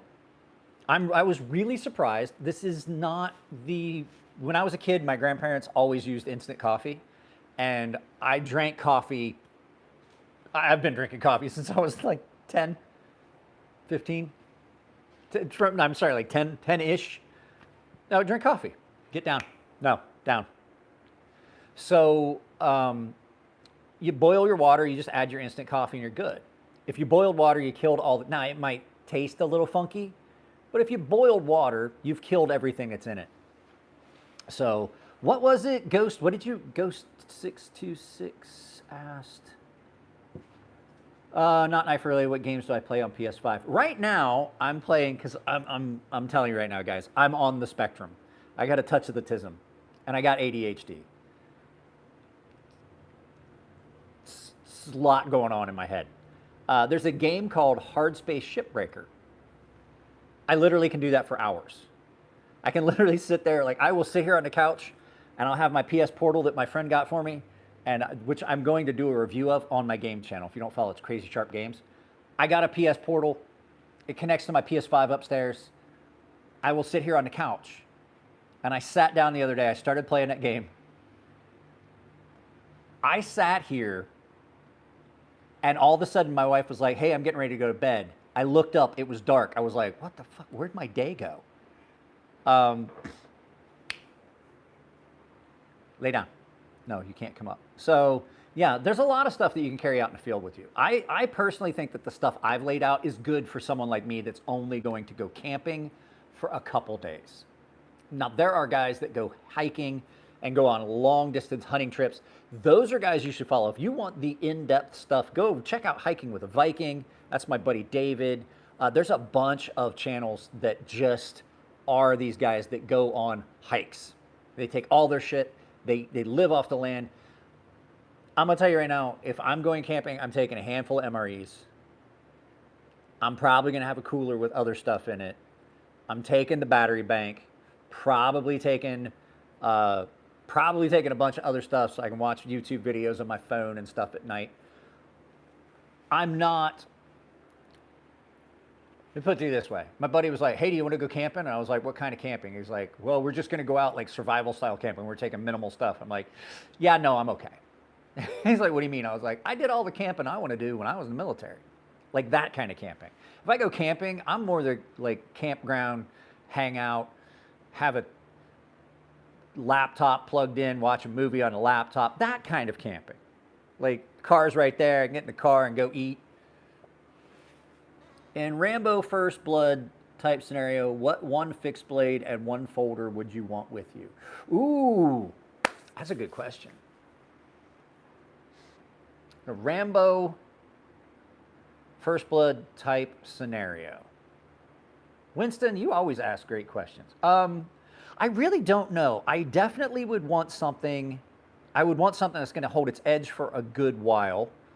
So we're looking like steel. I'd want something in 20 CV or crew wear. I don't know. I think that my Spyderco military would serve a lot of purposes. But the fact is, I think I would want a Warncliffe. So something more akin to this.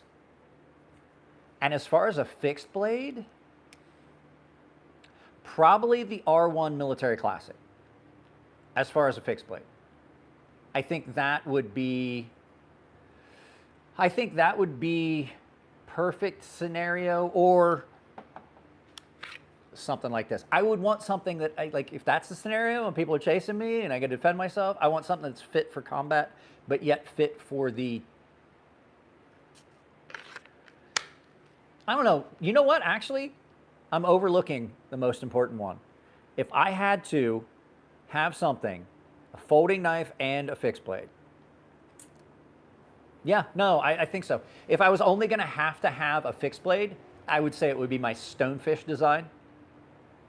If I had the chance to have a folding knife with me, then I would say yes. So if it is going to be, I can only have a fixed blade, it's the Cold Steel R1 Military Classic. All right, I'm sorry, God damn it. Hang on, let me go get the knife I'm talking about, the other knife I'm talking about, which is my design. So if I could only have a fixed blade, I want something with some versatility that I could use for combat and for... Hey, how you doing? I'm doing a live feed.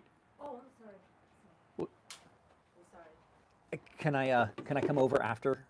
Yeah. I was just gonna, do you have a printer? No. I got rid of, yeah. So if I only could have, the neighbor was at the garage door. If I could only have a fixed blade, I want something super versatile. If I only had a fixed blade, I want something really, really versatile. I designed this for versatility. This meets all my little wickets I would have wanted in a combat knife. It also meets all the little wickets I want in a combat knife. This was my design. This was to have one knife that did everything. So I can use this for fighting. I can use this for combat. I can use this for a lot of things. It's in 20 CV, really rust resistant. If I only had one, it would be this. If I was given the option of having a fixed blade and a folding knife, it would be this knife for the folder, really versatile, stays sharp, easy to use, really comfortable for long cutting, doing things, nice blade, got a lot of flat, a little bit of belly, I can use it to skin small game, or PM2. PM2 would be a really good choice as well. And this knife or this knife along with it could work, but I honestly think the R1 Military Classic, which is still out there, god damn it, I meant to grab it. So the R1 Military Classic would be my fighting. Okay, so we're talking a Rambo Part 1 First Blood scenario. I think, oh yeah, I was gonna grab this as well. I think that this, geez, Winston, asking me questions got me running all over the house. So yeah, got me flustered. Got me flustered. So if I had to have if I got a chance to have a folding knife and a fighting knife, this would be my fixed blade. So fixed blade would be this one, folding knife would be this one, or the PM2. Really, really good pairing. I can do most of my outdoor stuff with this. And then this I could use for larger tasks. And like I said, it's a combat knife. It's a fighting knife. I can use it for that. So there we go. That answers that question. If I only had a fixed blade, it would be this one. If I had a combination of fixed blade and folder, it would be these two. And I know it pisses people off, but this knife is better. This knife right here is better than the Randall Model 1. It definitely does. This is cold steel. So this is the R1. It is based on the Randall Model 1. They had an agreement that they could produce this. The licensing agreement ran out. They no longer make this knife. It's discontinued. If you can find one of these, absolutely recommend it. This is probably not just a combat knife. This is one of the better all-around, all-use knives, but it's designed for combat. It's got that reverse grip right here. It's meant to be. There's an old manual on how to fight with the Randall military, or the Randall Model 1. This the Korea War era manual that I found when I was trying to figure out what this was for was specifically put your finger in this grip here, come in low, aim about the bladder, and raise the knife to the breastbone. The manual is explaining how to use it in this grip to put everything that's on the inside of your enemy on the outside. But for other things, it really, really does a good job. It's got this nice candid angle to it. It's just not just a good combat knife, it's also a pretty good outdoors knife, which is why I said I would incorporate that into the combo. So, absolutely, just a, I love this knife. I love this knife so much. I had one. I had an R1. I'm sorry. I had a Randall Model 1. I traded it for one of these. This either was given to somebody that was coming in theater and I was leaving and they needed a good knife, or it got stolen. I honestly can't remember. That whole period of my life is kind of a blur. So I did have one of these to replace a Randall Model 1 that had gotten a serious corrosion issue. MDOT, you ready for this? Find some farmland. Dig a vertical hole along a fence row, in between fence posts. Fence posts get moved periodically. Make sure it's an area that they're using wooden fence posts, like we would on my farm. If you can use it, you use an auger style bit and drill the hole vertically. You put the body in feet first, dig it deep enough that then you can find a carcass of some animals, throw it on top, body's buried vertically, fill that in, they're not going to, when they're looking for it with ground penetrating radar, they're immediately going to see those disturbed ground along the fence row, and then they're going to see a carcass of an animal on top when they run it over, and they're Bob's your uncle. They're going to have a hard time finding that body. Not that I've ever put any thought in it or anything.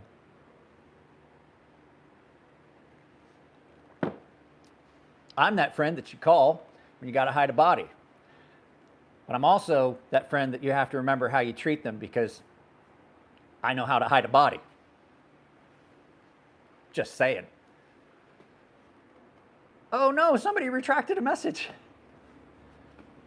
So I said that one time, and one of my friends was like, fuck. Like, that's a terrifying insight. Flap, I've never said anything bad about you, have I?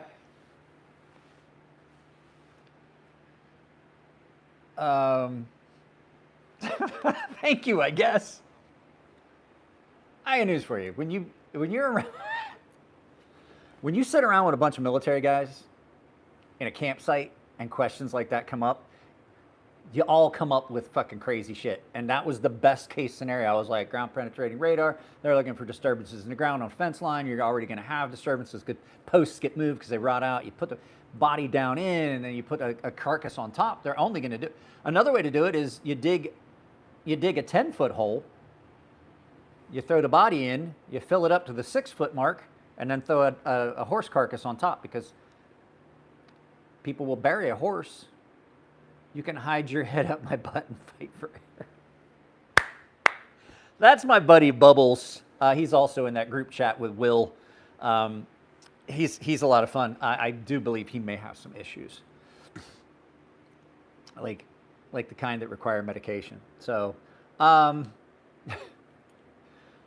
that's I mean, that's how I would go about it. But no, like, there's so many things that are out there and available as far as survival and bushcraft and things like that. The Dutch Bushcraft boys on YouTube, those guys, if you really want to look at good knives for bushcraft, those are the guys that are going to point you in the right direction. These are just things that I have. And I mean, like I said, I'm not a bushcraft guy. I don't go out. Like, if I'm going out, I'm probably going to have all the stuff I need. I'm 50 years old. I'm not out forging trails and cutting through low brush. I got a fucked up shoulder and 2 fucked up knees. It's not going to happen. And guys, I would like to remind you, I dropped a bunch of F-bombs in this one. If you do want to support the channel, please check out my memberships. You can drop super chats, super likes, things like that. But I have affiliate links for a lot of companies down below, and I tagged a bunch of outdoor stuff that I think would be great. So if you're interested in doing some shopping for that stuff, there's the little handbag, like the shopping thing. You can click on that. Those, I picked like 3 or 4 items that kind of fell in line with this video.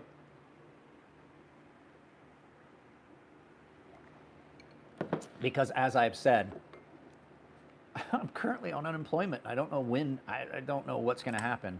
I got to get a hold and find out whether they're going to bring me back or if I just need to go someone else.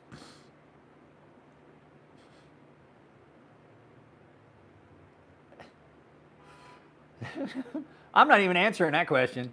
I dug this knife out the other day for a video, and I forgot how much I like it. I used some new sharpening stones that came from Aiden. Aiden sent me some, and they're great. They're great. I used them a couple times. That's what I was gonna film today. I was gonna do a live feed. God, I hate how that scar shows up. So I hate that. I hate that. I have a scar that starts here and runs the entire length. It was clear up to here. I got my face kicked in for me. My face kicked in for me to bar fight. I got my orbital bone broke, but I also got a really good scar from it. So it's like my least favorite part of my looks. They say chicks dig scars, and I'm like, yeah, that's cool. I don't. and it shows up really clearly when we do these live feeds. It just drives me nuts. I can clearly see a little pimple on it too. So I got the 1K and the 3K for those stones. Okay, so I have a vitrified diamond stone that Aiden sent me, and it's a pretty good all-around stone, and we're going to talk about that I know, I can see it. Like, my wife it doesn't bother her, but I get, like, right at this point here, like the scar tissue, I get like little pimples on it, and then it discolors when it's cold, and I see it, and I'm like, fuck. Oh, the marks of a misspent youth, I guess. Like, at a bar, running my mouth to somebody I probably shouldn't have, and got smacked in the back of the head while I was on the ground. I got my face kicked in for me. Chicago 23, you hate Taylor Swift? So do I.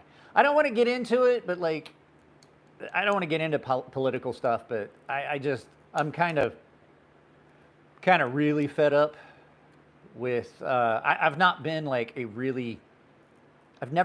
really loud proponent of either side of the fence, but I have definitely noticed that only one side of the fence right now is the ones that are bringing violence to the table. If you guys don't know, Donald Trump was shot at. Well, he wasn't shot at. There was another attempt. The guy didn't get any shots off, but I really don't dig that. And everybody just keeps with the heated rhetoric about like Donald Trump is this and Donald Trump is that, and the extreme action has to be taken. And I think that rhetoric is leading to a lot of division and a lot of the violence. So I don't like Taylor Swift. I'm not gonna lie, I like some of her music. She has some good music. But that's just my take on it. I'm not here to endorse. I'm not an influencer to the point where I should be endorsing a candidate either way.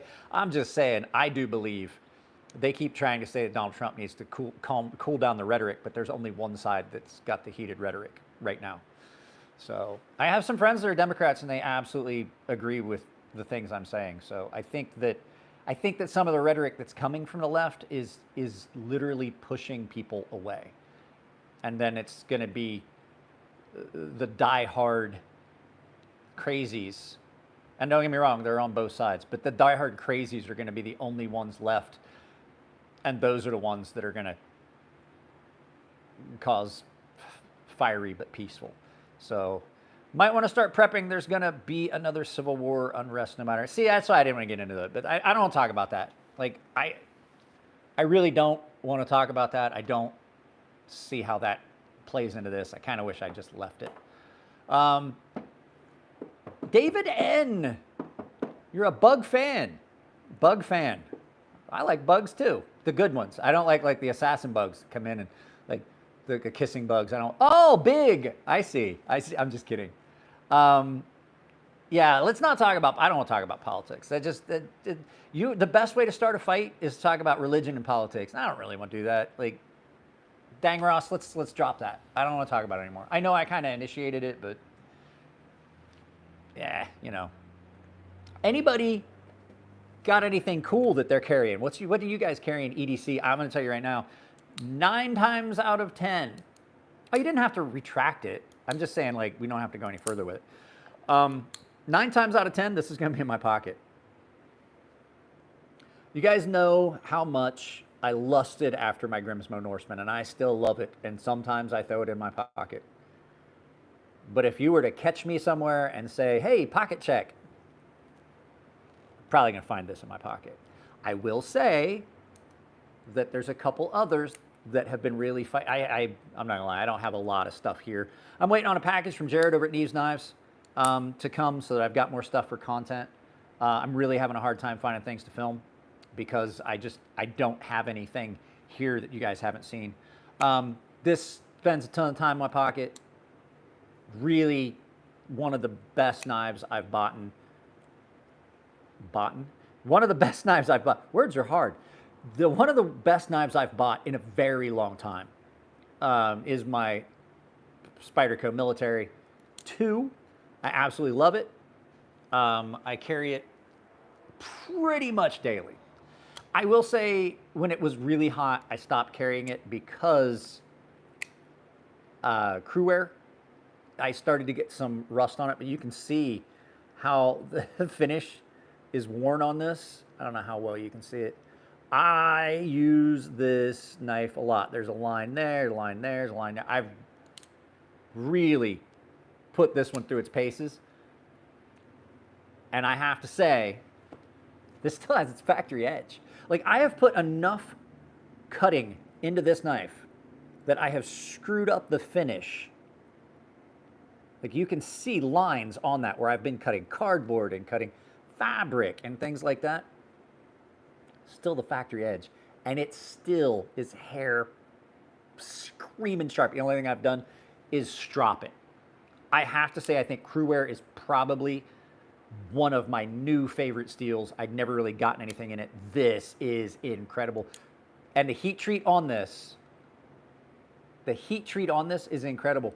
Except for I do, but we're gonna break those out because they're locked away. I have some knives that are just insanely intricate and things like that. I have some beautiful custom knives that were hand carved and stuff like that.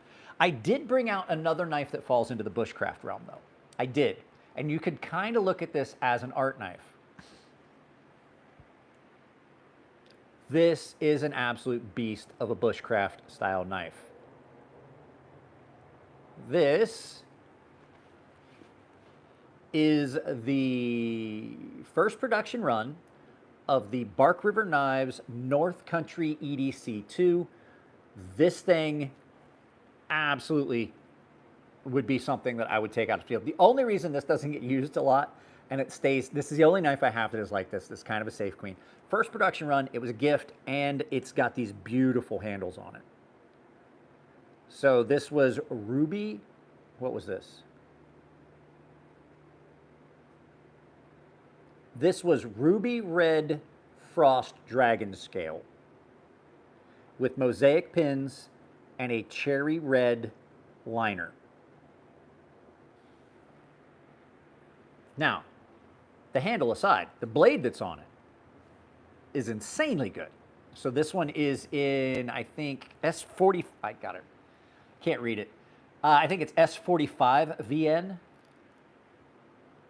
Yes, CPM S45 VN, full convex grind. First production run, this is the only first production run I've ever had or seen that wasn't AFU. In case you guys don't know, that's all fucked up. Usually first production runs are freaking horrible. This is the first production run of this knife. This thing is great. The only reason I don't use it is because I don't want to screw it up. And the other reason, is the handle slippery? No, it's not, because there's tactility, because every one of those little lines is actually, I don't know how well you hear it. Can you hear it? I don't know if you can hear it. No, I don't think you can hear it. I don't see the levels going up. It's actually pretty grippy. It can get slick if your hands are really, really sweaty, but it's got a kind of a feel to it that is, even though it's polished, it's not too bad as far as slickness. It's got a nice leather sheath. Like I said, leather, great choice for a lot of stuff, unless it's carbon steel. If you do use carbon steel, I recommend taking a little tub of Vaseline with you, like a small little thing, fill it up with Vaseline, put it on it so that you can, if you have a carbon steel, if you have a carbon steel blade that is prone to rust, Jimmy Vargas, I will here in a minute. If you have a carbon steel blade that's prone to rust, a leather sheath will draw damp if you're sweating and things like that, and it can rust. So I recommend, this is a high stainless. I recommend a little tub. You can get those little twist top containers that you can put, like women put makeup and cream and stuff in it for travel. Put some Vaseline in that, take it with you, and then just coat your blade with a little bit of Vaseline, and then just leave a thin coat of it on the blade so that when it's in its leather sheath and it draws damp, it doesn't rust. Biggest knife I have. Well, I've got several large knives here, so we'll kind of go up through it. This is a pretty big one. This is the Cold Steel R1 Military Classic. It's not bad. It's a pretty big knife. I have swords. We're not going to get into that. I did Japanese swordsmanship for about 10 years. I have a fairly large dagger. Chapstick works as well. Yeah, that's true. I have a fairly large dagger that I love. This is the Cold Steel Taipan. I've got this one here, which is getting up into some of the larger realm. This is that KATSU Knives FB01 with my Carta handles. This is a fairly large knife. Just to put it in perspective, I am 6'3", 230 pounds, and I wear XXL gloves. So that should put it in perspective for you. To put it in perspective, that's a 9.5-inch overall knife, just so you can get some perspective on the size of my hands. 9.5 inches overall on that knife. I'm not a little guy. Never have been. This is probably the largest knife I have. This is the Work Tough Knives Grizzly. You guys saw it earlier in the video. This is the one that laid my thumb open. This is more akin. I would honestly say, okay, at what point does the blade stop being a knife and starts being a sword? I really don't know what the actual length definition would be, Sefer. But this is almost, having taken martial arts since I was 6, I will tell you, have you ever seen the butterfly swords that are used in Chinese Kung Fu? Have you ever seen them? They have a hand guard over. There's like 2 of them. You're holding 2 of them. This is almost the same size. This is a very large knife. So this thing is incredible. And like I said, I'm gonna get my grinder out and I'm gonna get my Scotch-Brite wheel and I'm gonna knock that point off. The only reason I'm gonna say that is because when I sat down, it was my own fault. So you guys know, you remember, see that big old scar on my thumb? I jammed about a 1/2 inch of the corner of that into my thumb. It was my own fault. I was filming a video. I started coughing and I had a coughing fit. I came in, I got some water, and I was coughing so hard, all I did was I set this knife down like this on my park bench thing that is in my yard. I sat back down knowing where I'd left it, thinking I'd put it in the sheath. I reached behind me and this was completely out of its sheath and I jammed that point into my thumb. Now, that was my fault. However, just in use, a few times I'm like, oh, that's gonna cut me. And I have actually cut myself a couple times with the very point of this. I am going to knock the very point off of that so that when you're entering that to get in that grip like that, you're not like in danger of touching that sharp corner. You're not losing anything on that. It's a great knife. Other than that, that's great. Tonto versus drop point. What are the pros and cons? Well, I don't have a Tonto out here because I don't have a real use for a Tonto. Now, I will go get one. If you guys wait, there's 39 of you here. Don't go anywhere. I will go and get a Tonto and I will show you the differences because I have a couple drop points here, and I will show you the difference and why I prefer a drop point over a Tonto. I just have to go out here to the actual studio and grab a Tonto, and I'll grab this little clip point and I'll grab, well, there's enough drop points out already. I don't want to get too much stuff out. My wife will throw a fit because I don't seem to ever get it completely put away by the time she makes it home from work. She works morning to about 2. The benefits. Okay. So the benefits of this, if you're doing a lot of piercing and stabbing, obviously, a Tonto is much more robust. Much more robust, right? If you're going to use this for self-defense or offense, say you're just a bad person and you want to, this is designed for you to do a quick snap cut, which is a technique that's taught in martial arts as a snap cut. aiming at the hands, wrist, arms. It's just a quick, in knife fighting, a snap cut is the equivalent to a jab. It's simply that. It is a quick snap. These have an advantage over something like this. You snap cut like this, yeah, it's going to cut. But you're hitting with the surface of all of it, right? This is the advantage that a Tonto has. When you do it with this, it's like you did it with the tip. So you get the pierce, and then you get the cut behind it. Snap, right? That snap cut is much more devastating with a Tonto style point because this breaks the surface tension of the skin.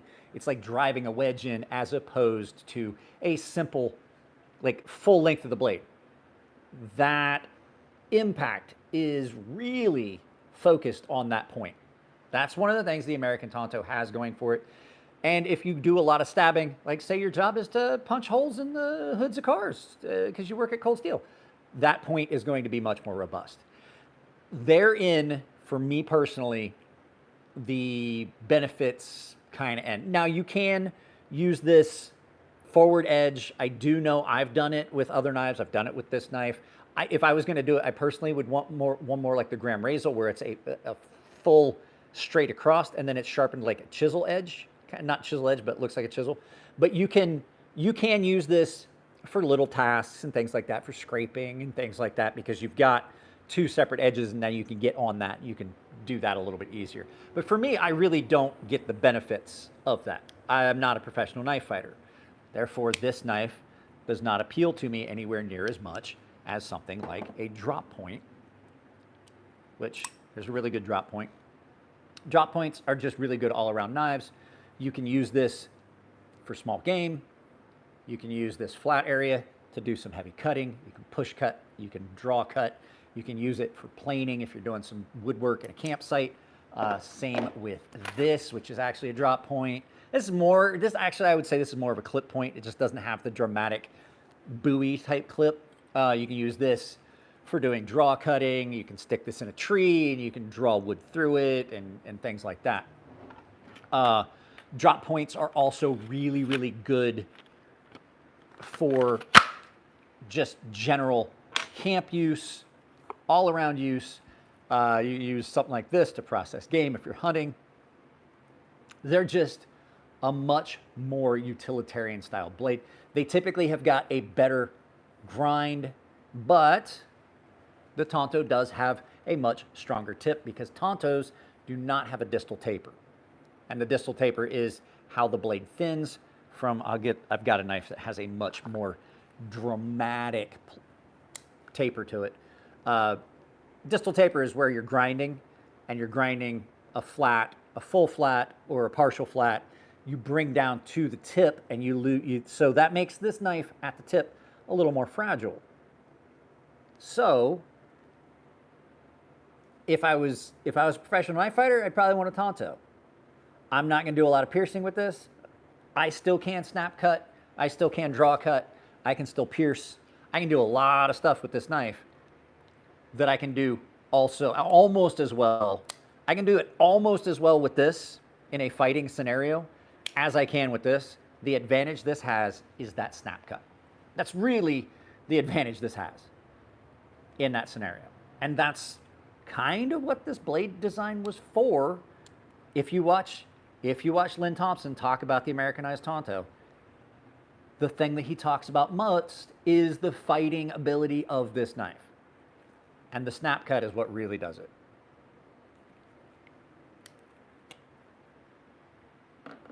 This thing's great.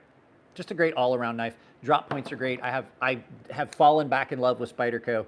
Spyderco Police, probably one of my more favorite style knives. I don't really like the Hawkbills as much as just a plain recurve. I like, well, that's one of the things, Thug Nasty, that I'm going to tell you that this has going for it, and that Tonto. These grips were designed, this is the military. This was designed by Sal when somebody asked him, if your kid was joining the military and going to war, what knife would you want them to have? And he designed this. This has got such good jimping. I don't care how wet your hands are. I've had oily hands and had these Spydercos with that really good jimping. It's not, you're not going to slide up and over. Micarta is natural material bound in a resin. This is very, very coarse, very rough, and you get a good grip even if it's wet, even if it's oily. That's one of the really nice things about micarta, and that is one of the great things about this specific Spyderco. So I actually put a radioactive butt plug in it. This is, sorry, didn't mean to startle a bunch of people. That has got a tritium vial in it. It fills up that hole and things like that. So this is a knife that I would feel comfortable carrying in a self-defense scenario. I have several other knives that like are my shitty neighborhood knives. Guys, I'd like to remind you this video, this live feed is probably going to be demonetized because I did drop a lot of F-bombs throughout the video. So if you would like to support the channel, you can drop a super chat. But best thing you do, hit the like button, start subscribing. This is a knife that is designed for a lot of multiple purposes. It's quick, it's nimble, it's got a lot of movement to it, and that blade is very piercing, very, very sharp, and like I said, you basically cover all your bases with this.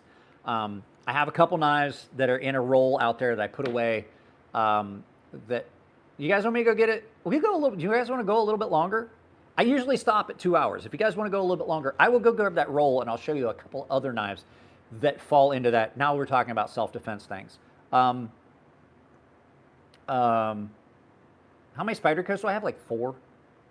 I've owned a lot. Yeah. Okay. So let me go get a couple other knives that fit the self-defense role a little bit better than anything I showed you.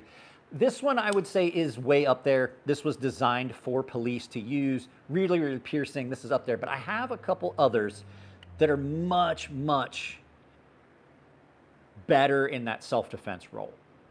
I'm going to go get them. Hang on. I'll go get them right now. There is a couple really good knives. And the fact that I now know that this will go all the way out to the studio with me and still transmit back to you guys is a game changer, because I felt as though I was leaving you guys without any audio. So there's this one, and that roll is, where's that knife roll that has all that stuff in it? There it is. So this has a lot of those knives, and I'll just go ahead and grab this because, like I said, this is my favorite. Oh, I forgot I had a knife that was specifically built for Bushcraft, which we will look at right before, and it completely is exactly what I was talking about with the Tonto. So I grabbed my knife roll that has some of my self-defense stuff in it.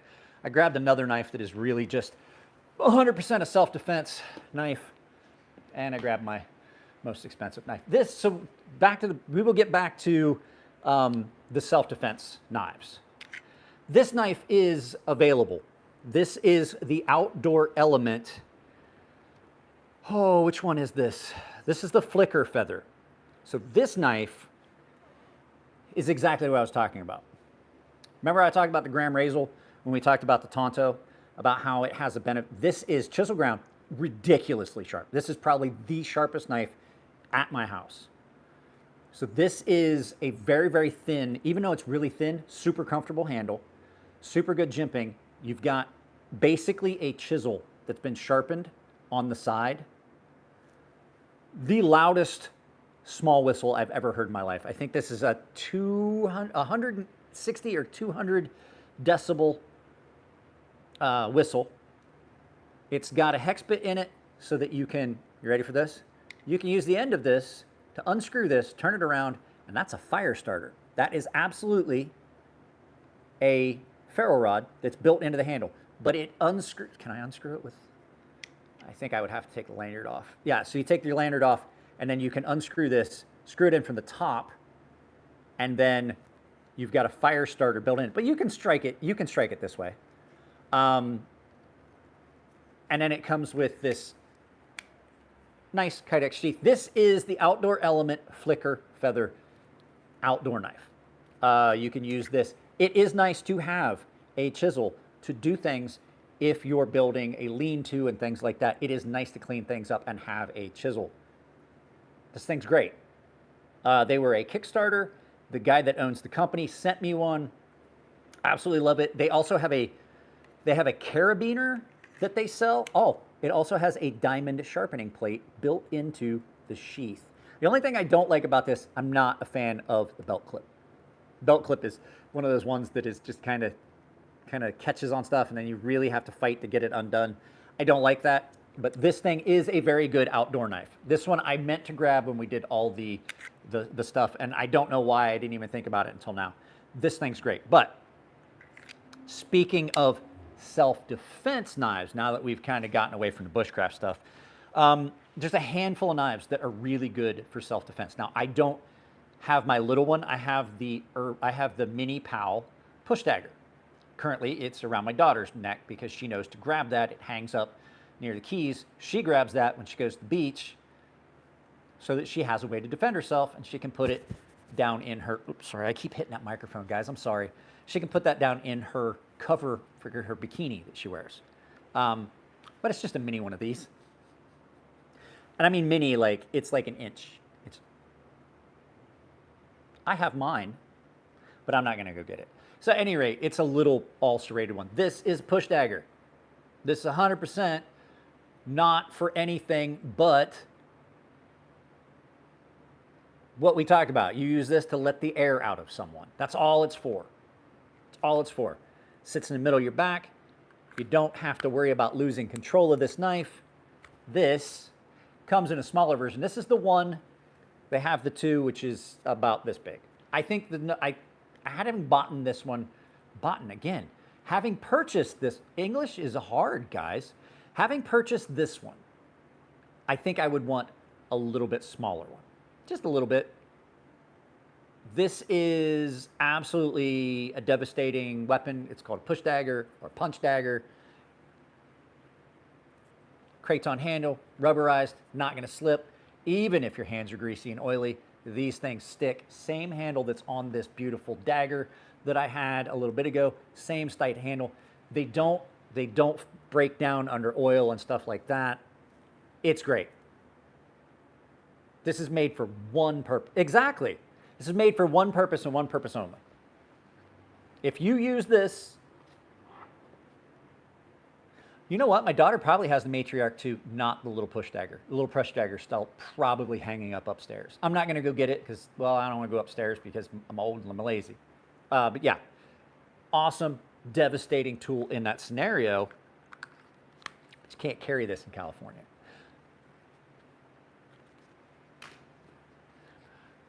You're not supposed to carry that in California. I carry it in California. Disclaimer, do as I say, not as I do. The Spyderco Civilian, I don't like the Civilian. It's too big. The point's a little too thin. It breaks. She has the Matriarch 2, a little bit smaller. Same blade style, same thing. If you guys haven't seen the Matriarch 2 or the Civilian, go check them out. It's S-style blade. Devastating. Devastating cutter. So I don't have it here. My daughter has that. That's hers. I got it for my wife originally. Now, there's a couple knives that people carry for self-defense and self-defense alone. The first one, you guys have already talked about it, the Hawkbill karambit style knife, right? It's one of these. They work really, really similar. A lot of times people carry fixed blades. This one is a pocket clip one with a wave feature on it. I'm going to show you exactly how that works and why this is a good tool if you train with it, because there's a lot of training that's required for a karambit. Karambits are not an intuitive knife to use, as opposed to another knife that I have that is. Chunk, no, stay here. Hey! Chunk, in the house. Not a lot out there by yourself. So this is called a karambit. It's a hook bill talon style blade. It's used in a reverse grip, typically. These are the ones you see people twirling around, which is stupid. It's flashy and it really isn't. Like, I see people doing it and I understand the purpose of it and they're like doing, but the fact is you can't cut with it like this. You can use it as a striking weapon, but if you're spinning it, it doesn't serve a purpose. But when I said it waves off, it's got a wave feature. So you put this in your pocket, and then when you put your finger in the ring, right? See, I carry my call, and it's back. It's different. Put your finger in the ring. That knife deploys like that. Now I've got a weapon that I can use. I personally don't like these as much as the other one I'm about to show you. This is a folding picol. Now, a picol seems a lot like a karambit, right?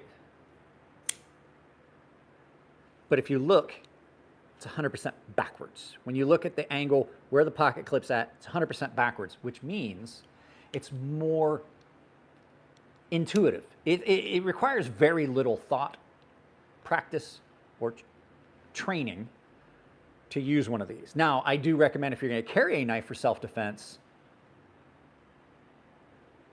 that you do train with it.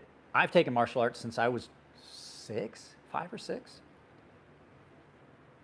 This is an incredible tool. The picol is probably the best purpose-built self-defense weapon, self-defense tool out there. When you put this in your pocket, you just grab it. Oh, sorry, I caught my shirt. It's difficult to try and do this. So that snaps open, it drops into this grip. So instead of needing to go like this is simply the hammer, fist, and drag method, as Aiden says. So piercing and dragging, piercing and dragging. This is a very, very good self-defense tool. It's not going to come out of your hand. You don't have to worry about going this way, which if they're blocking you, now you still can use your wrist. If you're doing it this way, you can always drag and peck and cut a lot easier than you can swing it out. Like try it, do it yourself. You can try it. This motion is much easier than this motion. Using these muscles as opposed to using these muscles, much easier. This thing is really piercing. It's a little bit recurved. That is a much more intuitive action than needing to do these swinging, dragging cuts. I can do that quicker. I can stay close to my body and drag as opposed to like, it's just a much more thoughtless, not thoughtless, but less thought required, less training required to use a picol. Very little training to use a picol. This is my shitty neighborhood knife. Like if I know I'm going somewhere that I know is stupid, dangerous, I probably shouldn't be there, but I got to go there anyway, this is what's going to be in my pocket. It really is. Because you know out here in California, I can't carry a picol. But you can use a lot of different knives for self-defense. Like I said,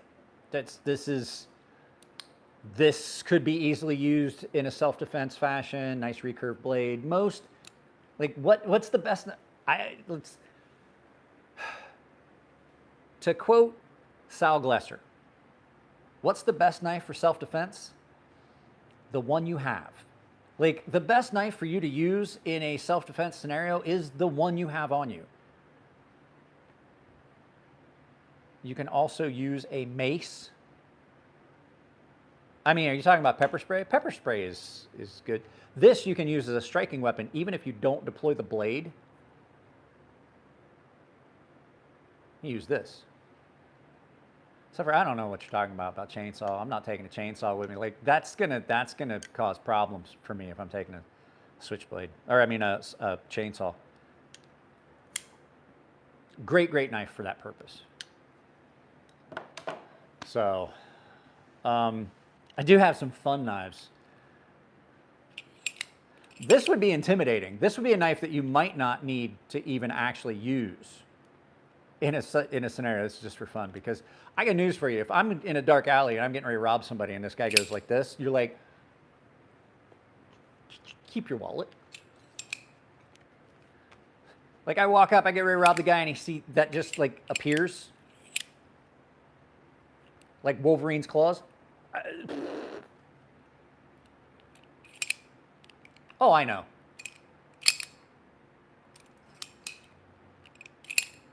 That is a very rapid deployment.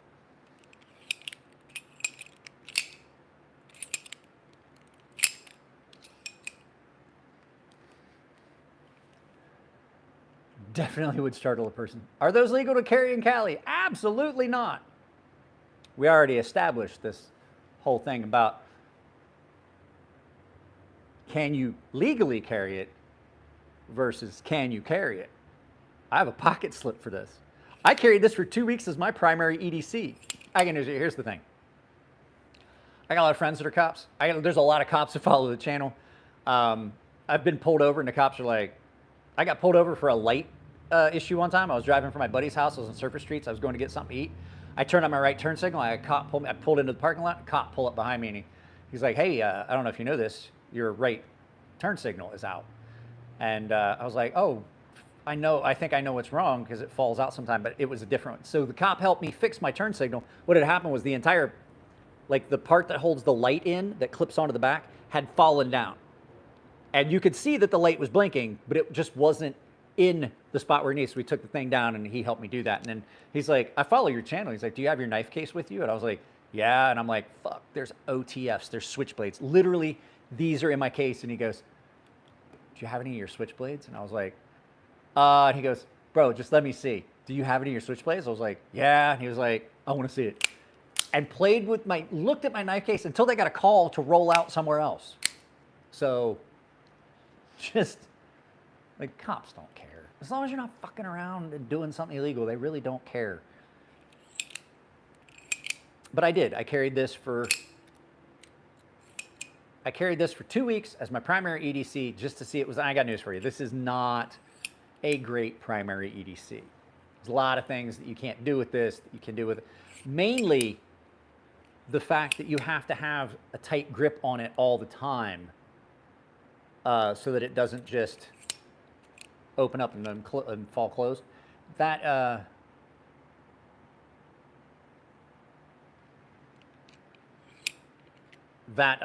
absolutely does give it some limitations. The handles on it are really cool, looks really futuristic, but this is the best gravity knife on the market.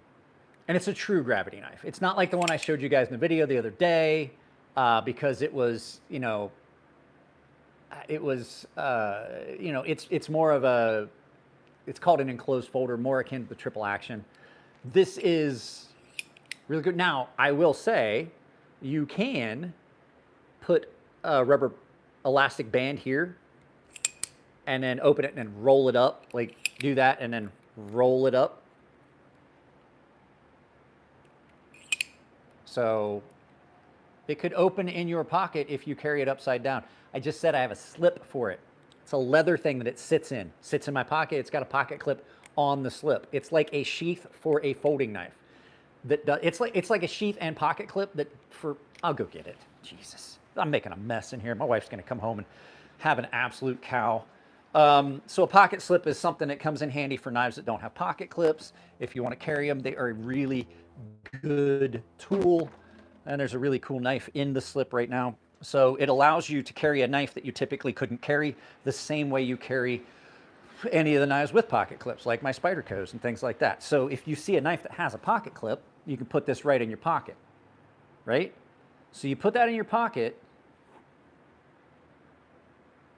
That's got a clip, goes in your pocket. You set this in it. I can now carry this in my pocket. It's got a little wiggle in it, but it stays in my pocket. It sits to about here. I now can pull it out and then put it right back in my pocket. The knife that it came with, so I have this slip, and I may reach out to Yan Knives and see if I can get another one of these. This is about the best pocket slip I've ever had. It fits so many knives. This knife does not have a pocket clip. I love this knife, super comfortable. It's a great little knife. It came with this knife because this knife doesn't have a pocket clip. It makes the ability to carry a knife without a pocket clip great. And the thing about a knife without a pocket clip, most of you guys are younger than me, a good bit younger than me, I guarantee it. I'm 50 years old. A lot of you guys that are watching are not as old as I am. And remember, I remember when Spyderco started putting pocket clips on knives. I remember it. It was an integral clip. It was built into the plastic. They were the first company to do it. Then they started making their metal clips, which I gotta say, Spyderco still probably has some of the best pocket clips on the market. The old Clip-Its, yep. Before that, knives didn't have pocket clips. So much more comfortable without a pocket clip. I don't care how good a pocket clip is on a knife. It detracts from the ergos a little bit. It really does. This knife does not suffer from that. A pocket slip solves that, so you get the best of both worlds. I can carry a knife without a pocket clip in my pocket. Does it take up a little bit more space? Yeah, it does. But I'm not my buddy Nico that carries 15 knives. Most of the time, if I put this in my pocket, it's the only knife I'm going to carry because I now have 2 blades. I usually carry 2 knives. Why? 2 is one, 1 is none. Now, I do a lot of times carry this in concert with something else. 2 is 1, 1 is none. Why? Because if this knife gets dull, I now have a second blade. It's really akin to a knife that they used to have a lot of them. You can look it up. It's a Muskrat. It was very similar to this. It had 2 blades that were identical or just very, very similar. You get the same thing in this. You have a swept back blade, also called a Bushido trailing point, Bushido, or you have a swept back trailing point Tonto, which is really good. Yeah, the clip is useful for indexing, opening techniques. That's why I stay away from models without reversible clips. This, if you put this in your pocket like this, comes out, I've already got, I missed what I was trying to do. So I pull this out of my pocket, right? I'm already there. It comes out. As long as I put it in my pocket the right way, which I'm conscious of doing it so that that is there, I now have got that knife in my hand. No problem indexing on this knife. There's really no problem indexing on this knife anyway, because you can definitely feel where you get up on that. So I carry a slip joint as well. And a lot of times I put my slip joint in this. Like if I'm carrying a knife without a pocket clip, this is going to be in my pocket because I don't like when a knife sits in your pocket and then it rotates, mainly because it patterns. I don't like everybody knowing what's in my pocket. I'll show you exactly what I'm talking about. Say I put this in my pocket like this, right? Now that lays there like this. You can see I've got something in my pocket going this direction.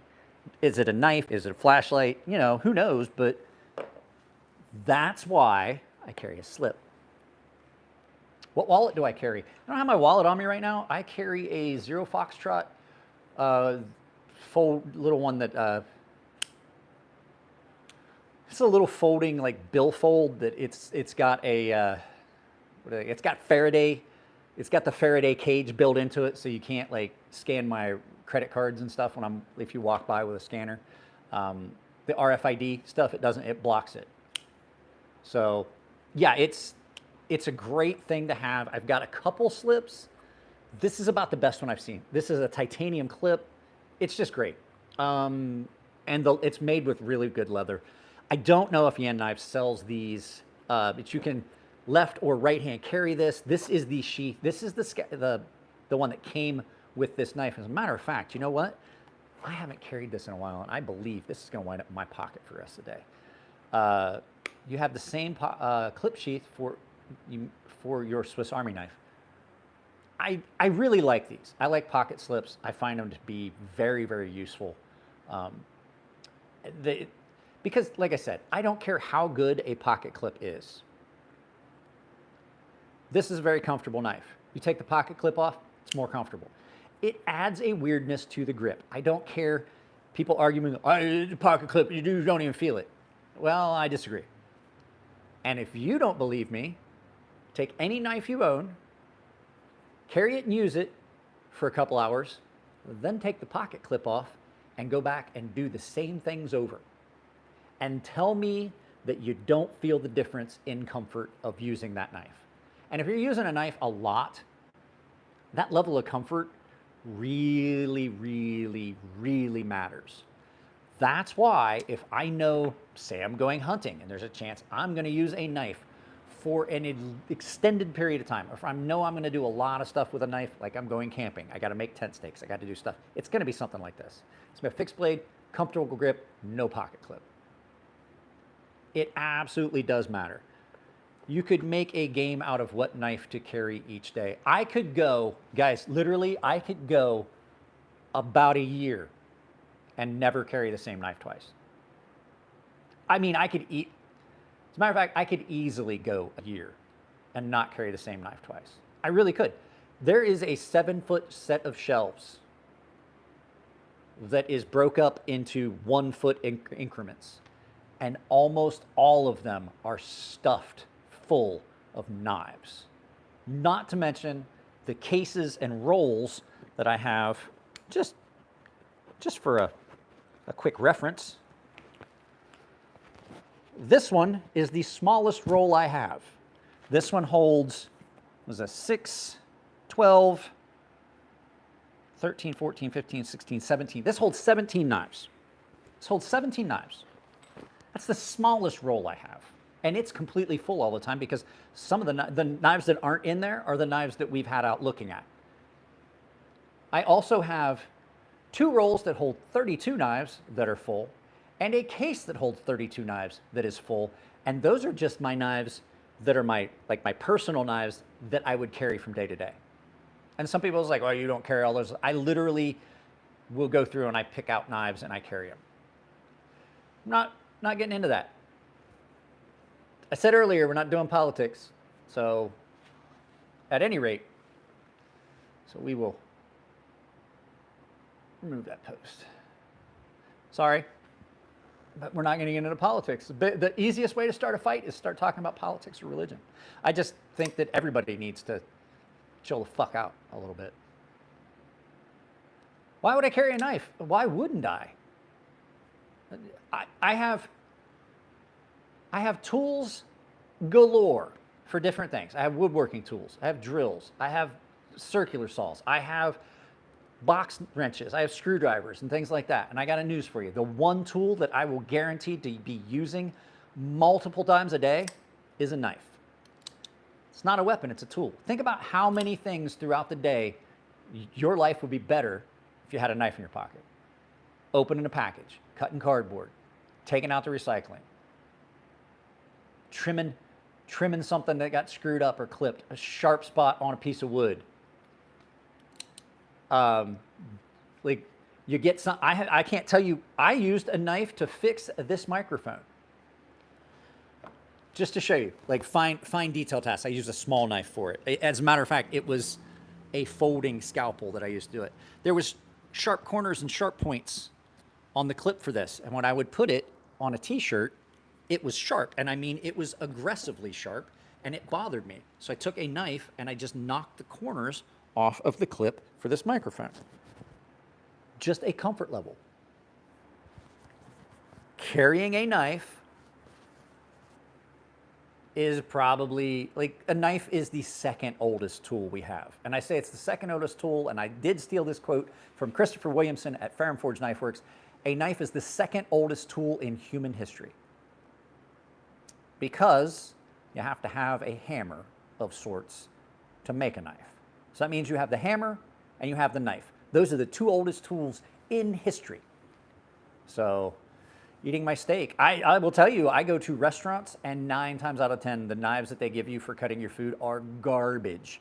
And a lot of times I will pull out, like if I'm in that scenario, I typically will have a combination of knives in my pocket. 2 is one, 1 is none. It's a military thing. Guys teach you. It relates to gear. It relates to firearms. It definitely relates to machine guns around your perimeter.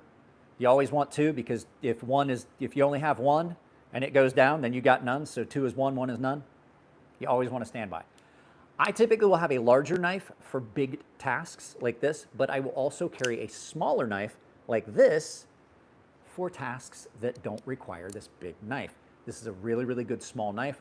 This, a lot of times, would be what I would bring out to cut my food with. If I'm at a restaurant, crew serve weapon, that's what I was saying. 2 is 1, 1 is none.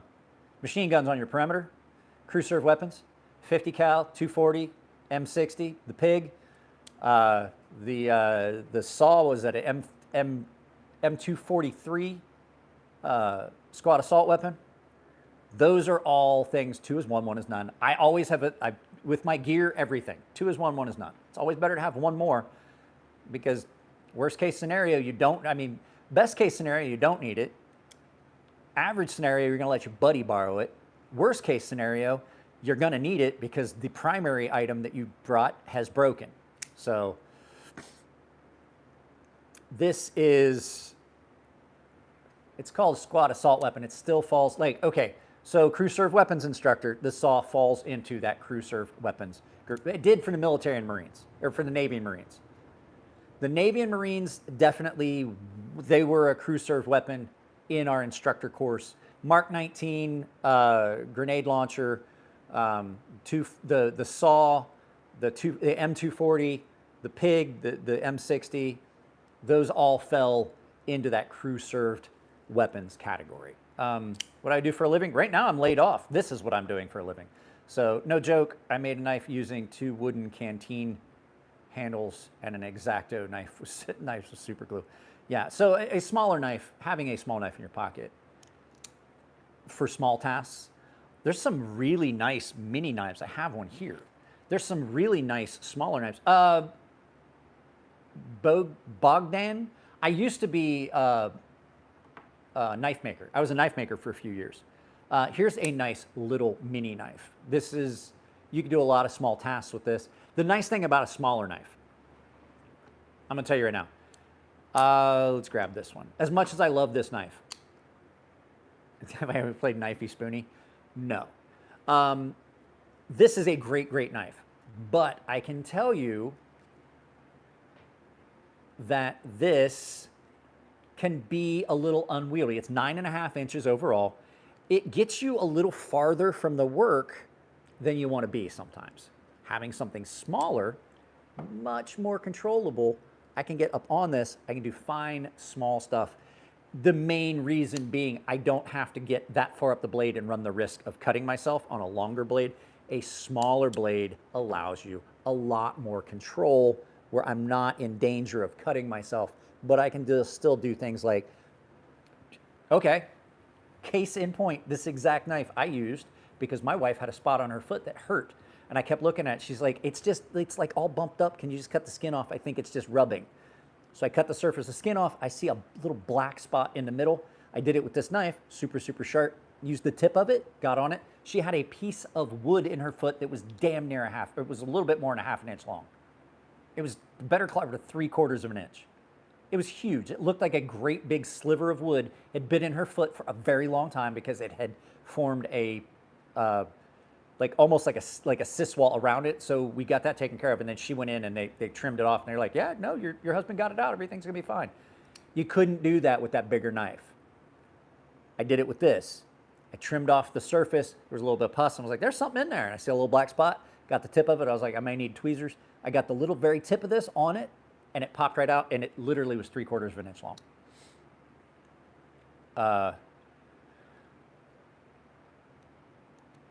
Well, thank you, Bogdan. I was military. I worked for the government. So just so you guys know, if you're new to this channel, just a little backstory. I retired from the military in 2009. Don't use a knife to do ticks. Get a pair of tweezers. The tweezers on a, you want to get the whole head out. You can still get sick from just the head in it. I had Rocky Mountain spotted fever when I was a kid from a tick. Didn't have Lyme disease, but I had a Rocky Mountain spotted fever. At any rate, so you guys know, I retired from the military in 2009. I was in the Navy. I was a weapons guy. I was a gunner's mate. I did weapons my entire career. I did small arms. I was crew serve weapons operator. I was a marksmanship instructor. I was a 5-inch shipboard gunnery. So that's a 3-story gun that fires a 72-pound projectile for 13 nautical miles at twice the speed of sound, whose impact is associated with a bright light, a loud noise, and a rapid going away of things.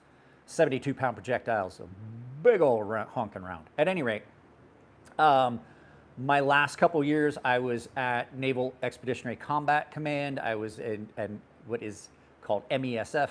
It was the Mobile Expeditionary Security Forces. I worked there. I did all the weapons stuff for them. Wound up going to designated marksman school, bunch of different schools. At any rate, all kinds of stuff. At any rate.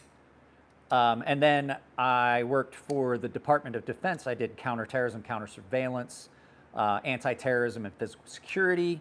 I did surveys on buildings to figure out where they needed to put cameras, and I would survey their security issues, like where their threats were, what their threats were, and where they needed to secure up their buildings. And then I really got tired of working for the government because it was a bunch of bullshit. And I quit and I started making knives full time for a few years. Now I've got a screwed up shoulder. I just recently got let go from a job because I had a knife, but I was the security operations center nights guy. So we used to put Neosporin on ticks' belly to make them let go. You can put Vaseline or Neosporin on them. It takes a day or two for them to back themselves out. Typically what you want to do is nice fine. You actually have tick pliers or tick tweezers that you can use, and you pull ticks. Luckily in San Diego, we don't have ticks. We have fleas, but we don't have ticks. So I've never had a tick on the dog, any of our dogs, or myself since I moved to San Diego in 2000. When did I move to? 2004, moved to San Diego, and that's when I went to MESF. So July 5th, 2004. And July 21st, I was on a plane to Kuwait.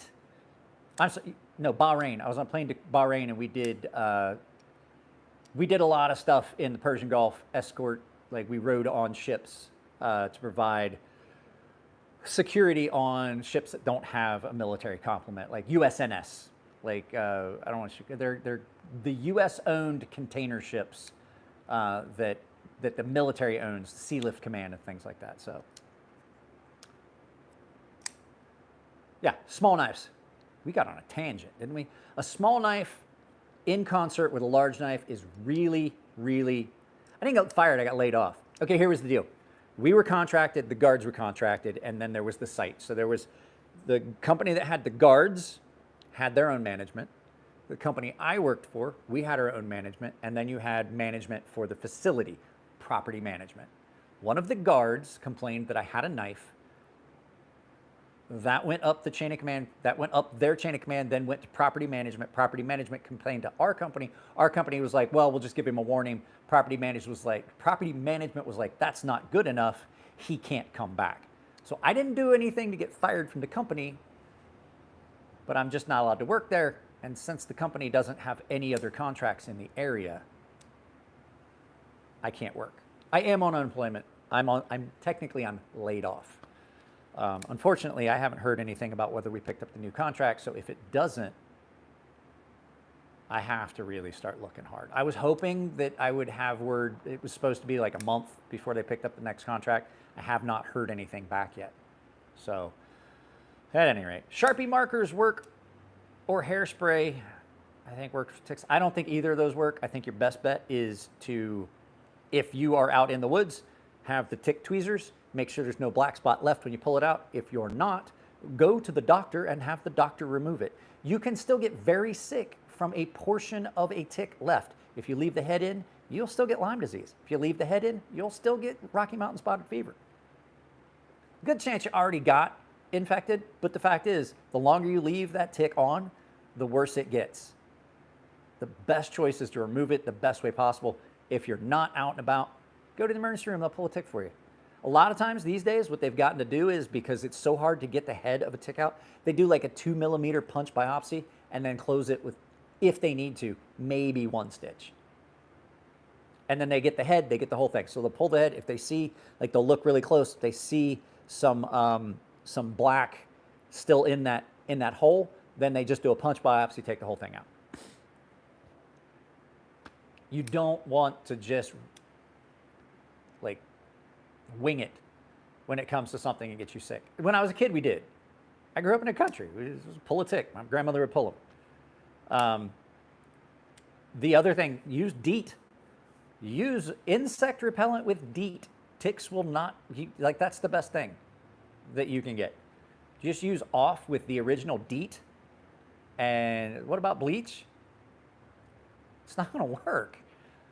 Like all these little things, the best thing to do, get the tick out.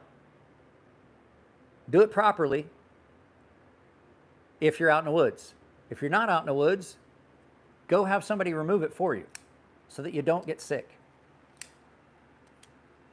That's bad thing for me is my mom has a DEET allergy. There's other things that work. I'll tell you the best thing when I was a kid, my mom would get a skin rash from the old original DEET off, like the off bug spray. She would get a reaction like a skin rash. Avon Skin So Soft oil. The Skin So Soft spray oil, put it on your skin. That's something else. If you're going bushcrafting, take a DEET-based, I don't even know what that is, a sleep insomnia. I haven't seen you on for a while. That would be, we're just pretty much almost done. We've been doing, Sean, we've been doing this for 2 hours and 40 minutes.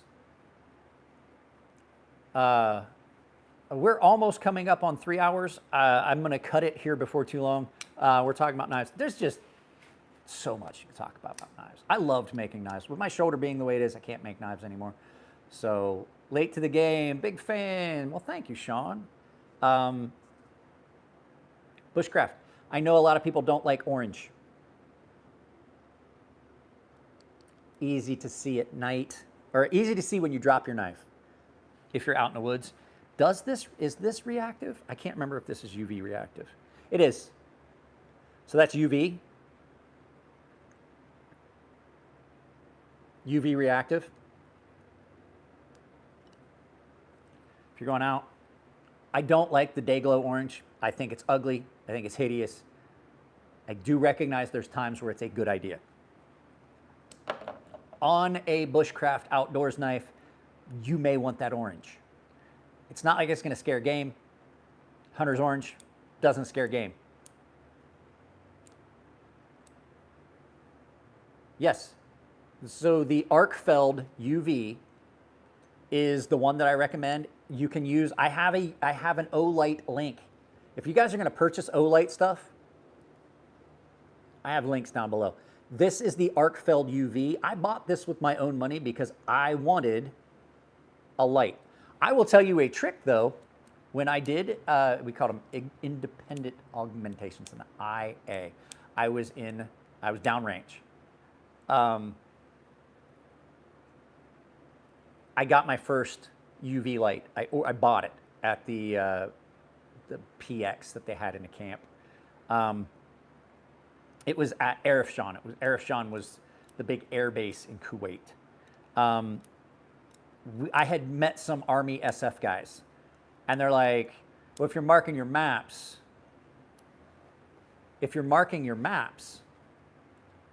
mark them with the highlighters. The green is green roots. Use a orange for orange roots, and then put a black line on the ones that are most dangerous roots, so you have your 3 roots. He's like, and if you need to write frequencies, he's like, get those gel, he's like, they're the gel highlighters, they don't dry out, and they were great. So they had orange, they had the green, and they were UV reactive. He's like, you can write frequencies and coordinates, and then you can wipe them back off. He's like, then you use a UV light, and it highlights it, and you don't lose your night vision, and you can clearly see your roots, because if you're using a red light, you can't see colors as well. He goes, it's just a little option. So I bought my first UV light because I was like, well, that's just brilliant. Knives and Pizza, got a Kansept knife, and wow, for the price, pretty awesome. Kansept does really good knives. So you would see Humvees, and you would hit it, and you could see where they were smeared, like the greasy, almost grease pencil on the inside the thing when you hit it with UV light, and then you would just clean it up. And they could write their coordinates, they could write frequencies, alternate coordinators, and things like that. And so they would just like, if they were calling in coordinates, they would write them if they got, and they would relay back however you would. And I was like, that's just brilliant. That's just brilliant. I mark things. I have one of those Dayglow green ones that you screw the thing out, and it's like a gel. It's like a stick. They don't dry up. I mark things with UV. It doesn't really show up that much, and you just, that way, if you're looking for it, you can find it. And then you just wash it off if you don't want it on there. Stealth graffiti. That's cool. I do astrophotography, and red light sucks for maps. Yes, it does. Get a UV reactive map. They have them. Or just use your map. Like this will show up like paper. Let me see if I got, let's see. So that doesn't react, but there's a lot of stuff. What's this do? I never really look, I've never really looked and seen what all my knives react to. The other thing, like glow in the dark stuff, if you've got glow in the dark stuff and you want to be able to use it, like I said, this has got some really reactive glow in the dark to it. And so if you drop something, if I got a shop, no, I do not. Do not. Not no more. I used to work out of Fair and Forged Knife Works. They let me use their shop basically rent-free. Now I don't. I have a grinder in my yard, but my shoulder's so bad. My shoulder's so bad, I just can't stand in front of a grinder and make knives. So there's a lot of stuff that reacts. Oh, guys, I haven't done anything about it for a while. This is roaring. This is Roaring Fire, this case. I use this for all my audio stuff. So all of my mic setup that I'm using right now that you're listening to me on, all of that fits in here. These things are great. I have an affiliate link with them. I'll start posting that and things like that, but they're freaking awesome. So paper and lemon for maps. Yeah, that'd work too. I think lemon, does lemon show up? Does lemon juice show up under this? I don't know. But yeah, you can mark your maps. UV reactive maps. There's all kinds of stuff. Cool things that you don't know, that you don't think about, like checking to see if, like, I will tell you, I worked the door at a bar. Let me grab my wallet and I'll show you. I worked the door at a bar for a while here in San Diego, part-time, just for fun because, you know, I'm a big dude. And I got asked if I would work the door a couple nights a week, part-time. And I said, sure. It was good pay. It was cash. I was getting paid cash. So, you know, cash is king. But working the door at a bar to let people in and out, especially, you know, because working the door at a bar on a busy night, you can't have people that are underage in. Typically on an easy night, the bartender is going to check IDs. I'm going to cover up my address, but as you can see, there's a lot of stuff that you can't see with the naked eye on here that you can see, including birth date. And then on the back, you can also see that there's some stuff.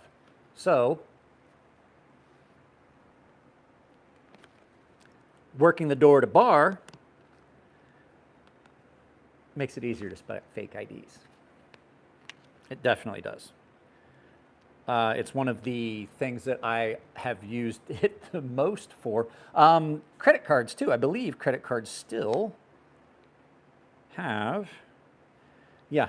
So you can find the actual, that was dumb. So you can see the actual markings and see if a credit card is real or fake. Yeah, so there's a lot of stuff. Pretty sure you can bake the map and the lemon juice shows up, or is it just, I think you can heat it. Yeah, lemon juice shows up brown when you heat it. Lemon juice was used for like invisible ink and sending hidden messages in like a lot of movies and stuff like that. Here's that wallet I was talking about. This is a Zero Foxtrot wallet with, it's got a Faraday cage in it, so if you go up, you can't scan through it with like the RFID. Learn Morse code, mark your maps. So yeah, guys, I'm gonna end this. We've been doing this for almost 3 hours. It's been a lot of fun. It's been a lot of fun hanging out. I don't know, I was going to do another live feed this afternoon where we talk about some sharpening stuff, but I think I'm gonna pass on that. I've got some filming and stuff to do, but I gotta prep first. You'll probably get to see that live feed where we talk about sharpening stones. There we go. I'm not sure if it's my hat or my head that's crooked. You're probably gonna see that for sharpening stones and stuff like that. Maybe Thursday if I can. Oh, you know what? I don't think I can. I don't think I can because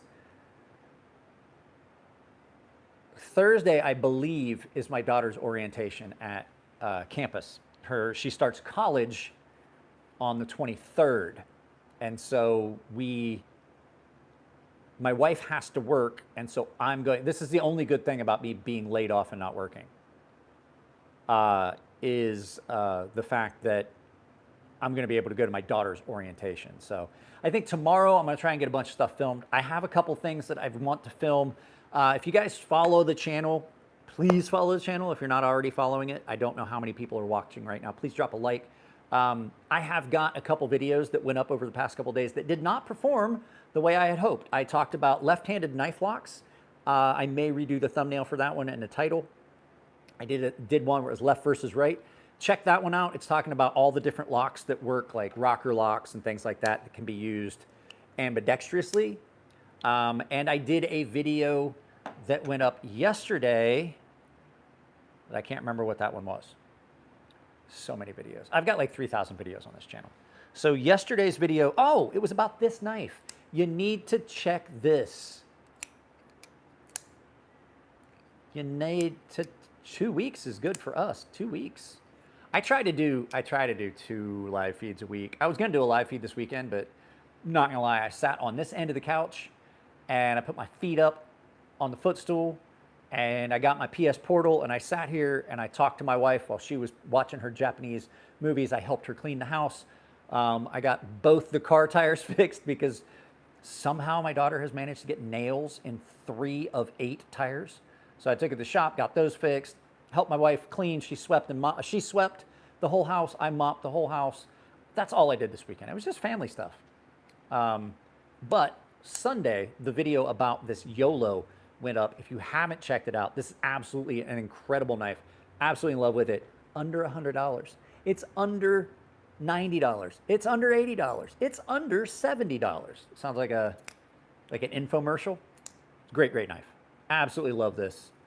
Ambidextrous button lock. 14C28N. Just an incredible knife. It's button lock, so you can use it left-handed or you can use it right-handed. So at any rate, guys, last 3 minutes before we hit the 3-hour mark. Oh, I'm good. I'm good. I just, like I said, this was not the live feed I was going to do because when I got ready to set up for the live feed I was going to do, where we talked about sharpening stones and stuff, I realized the power was out. And so I set this up. I mean, currently you guys are plugged into a battery bank because when I first set up for this live feed, I didn't have power in the house. The utility, that is not the devil's lettuce growing in my living room. That is what's called a mini umbrella tree. So had every intention of doing a different live feed. Power was out, and that made me think. I was like, you know what? Change course. Bushcraft and gear. So check out all the companies I talked about. Outdoor Element, Fiberlight Fire Starters. I know both of the owners of these companies. They're great, great dudes. Great items. Flicker, the Flicker, what is this? The Flicker Feather? The Flicker Feather, like I said, probably one of the best small outdoor fixed blades. Fire starter, all that stuff. Check them out. I don't make any money if you buy these. I don't make any money if you buy these. There are affiliate links down below where I do make money. Please use them. Unemployment is definitely not anywhere close to what I was making before I got laid off. So, guys, make sure you like, share, subscribe. And this has been a lot of fun. This was more fun than I thought it was going to be. I did this. I was like, man, this sucks. I was going to film today. I don't think I'm going to film now. It's gotten loud outside. So, guys, man, it's been a lot of fun. It really has. This has been a lot of fun. I haven't had a live feed was this much fun in a while. Okay, that's a good question. That's a good question. I will answer that when we go.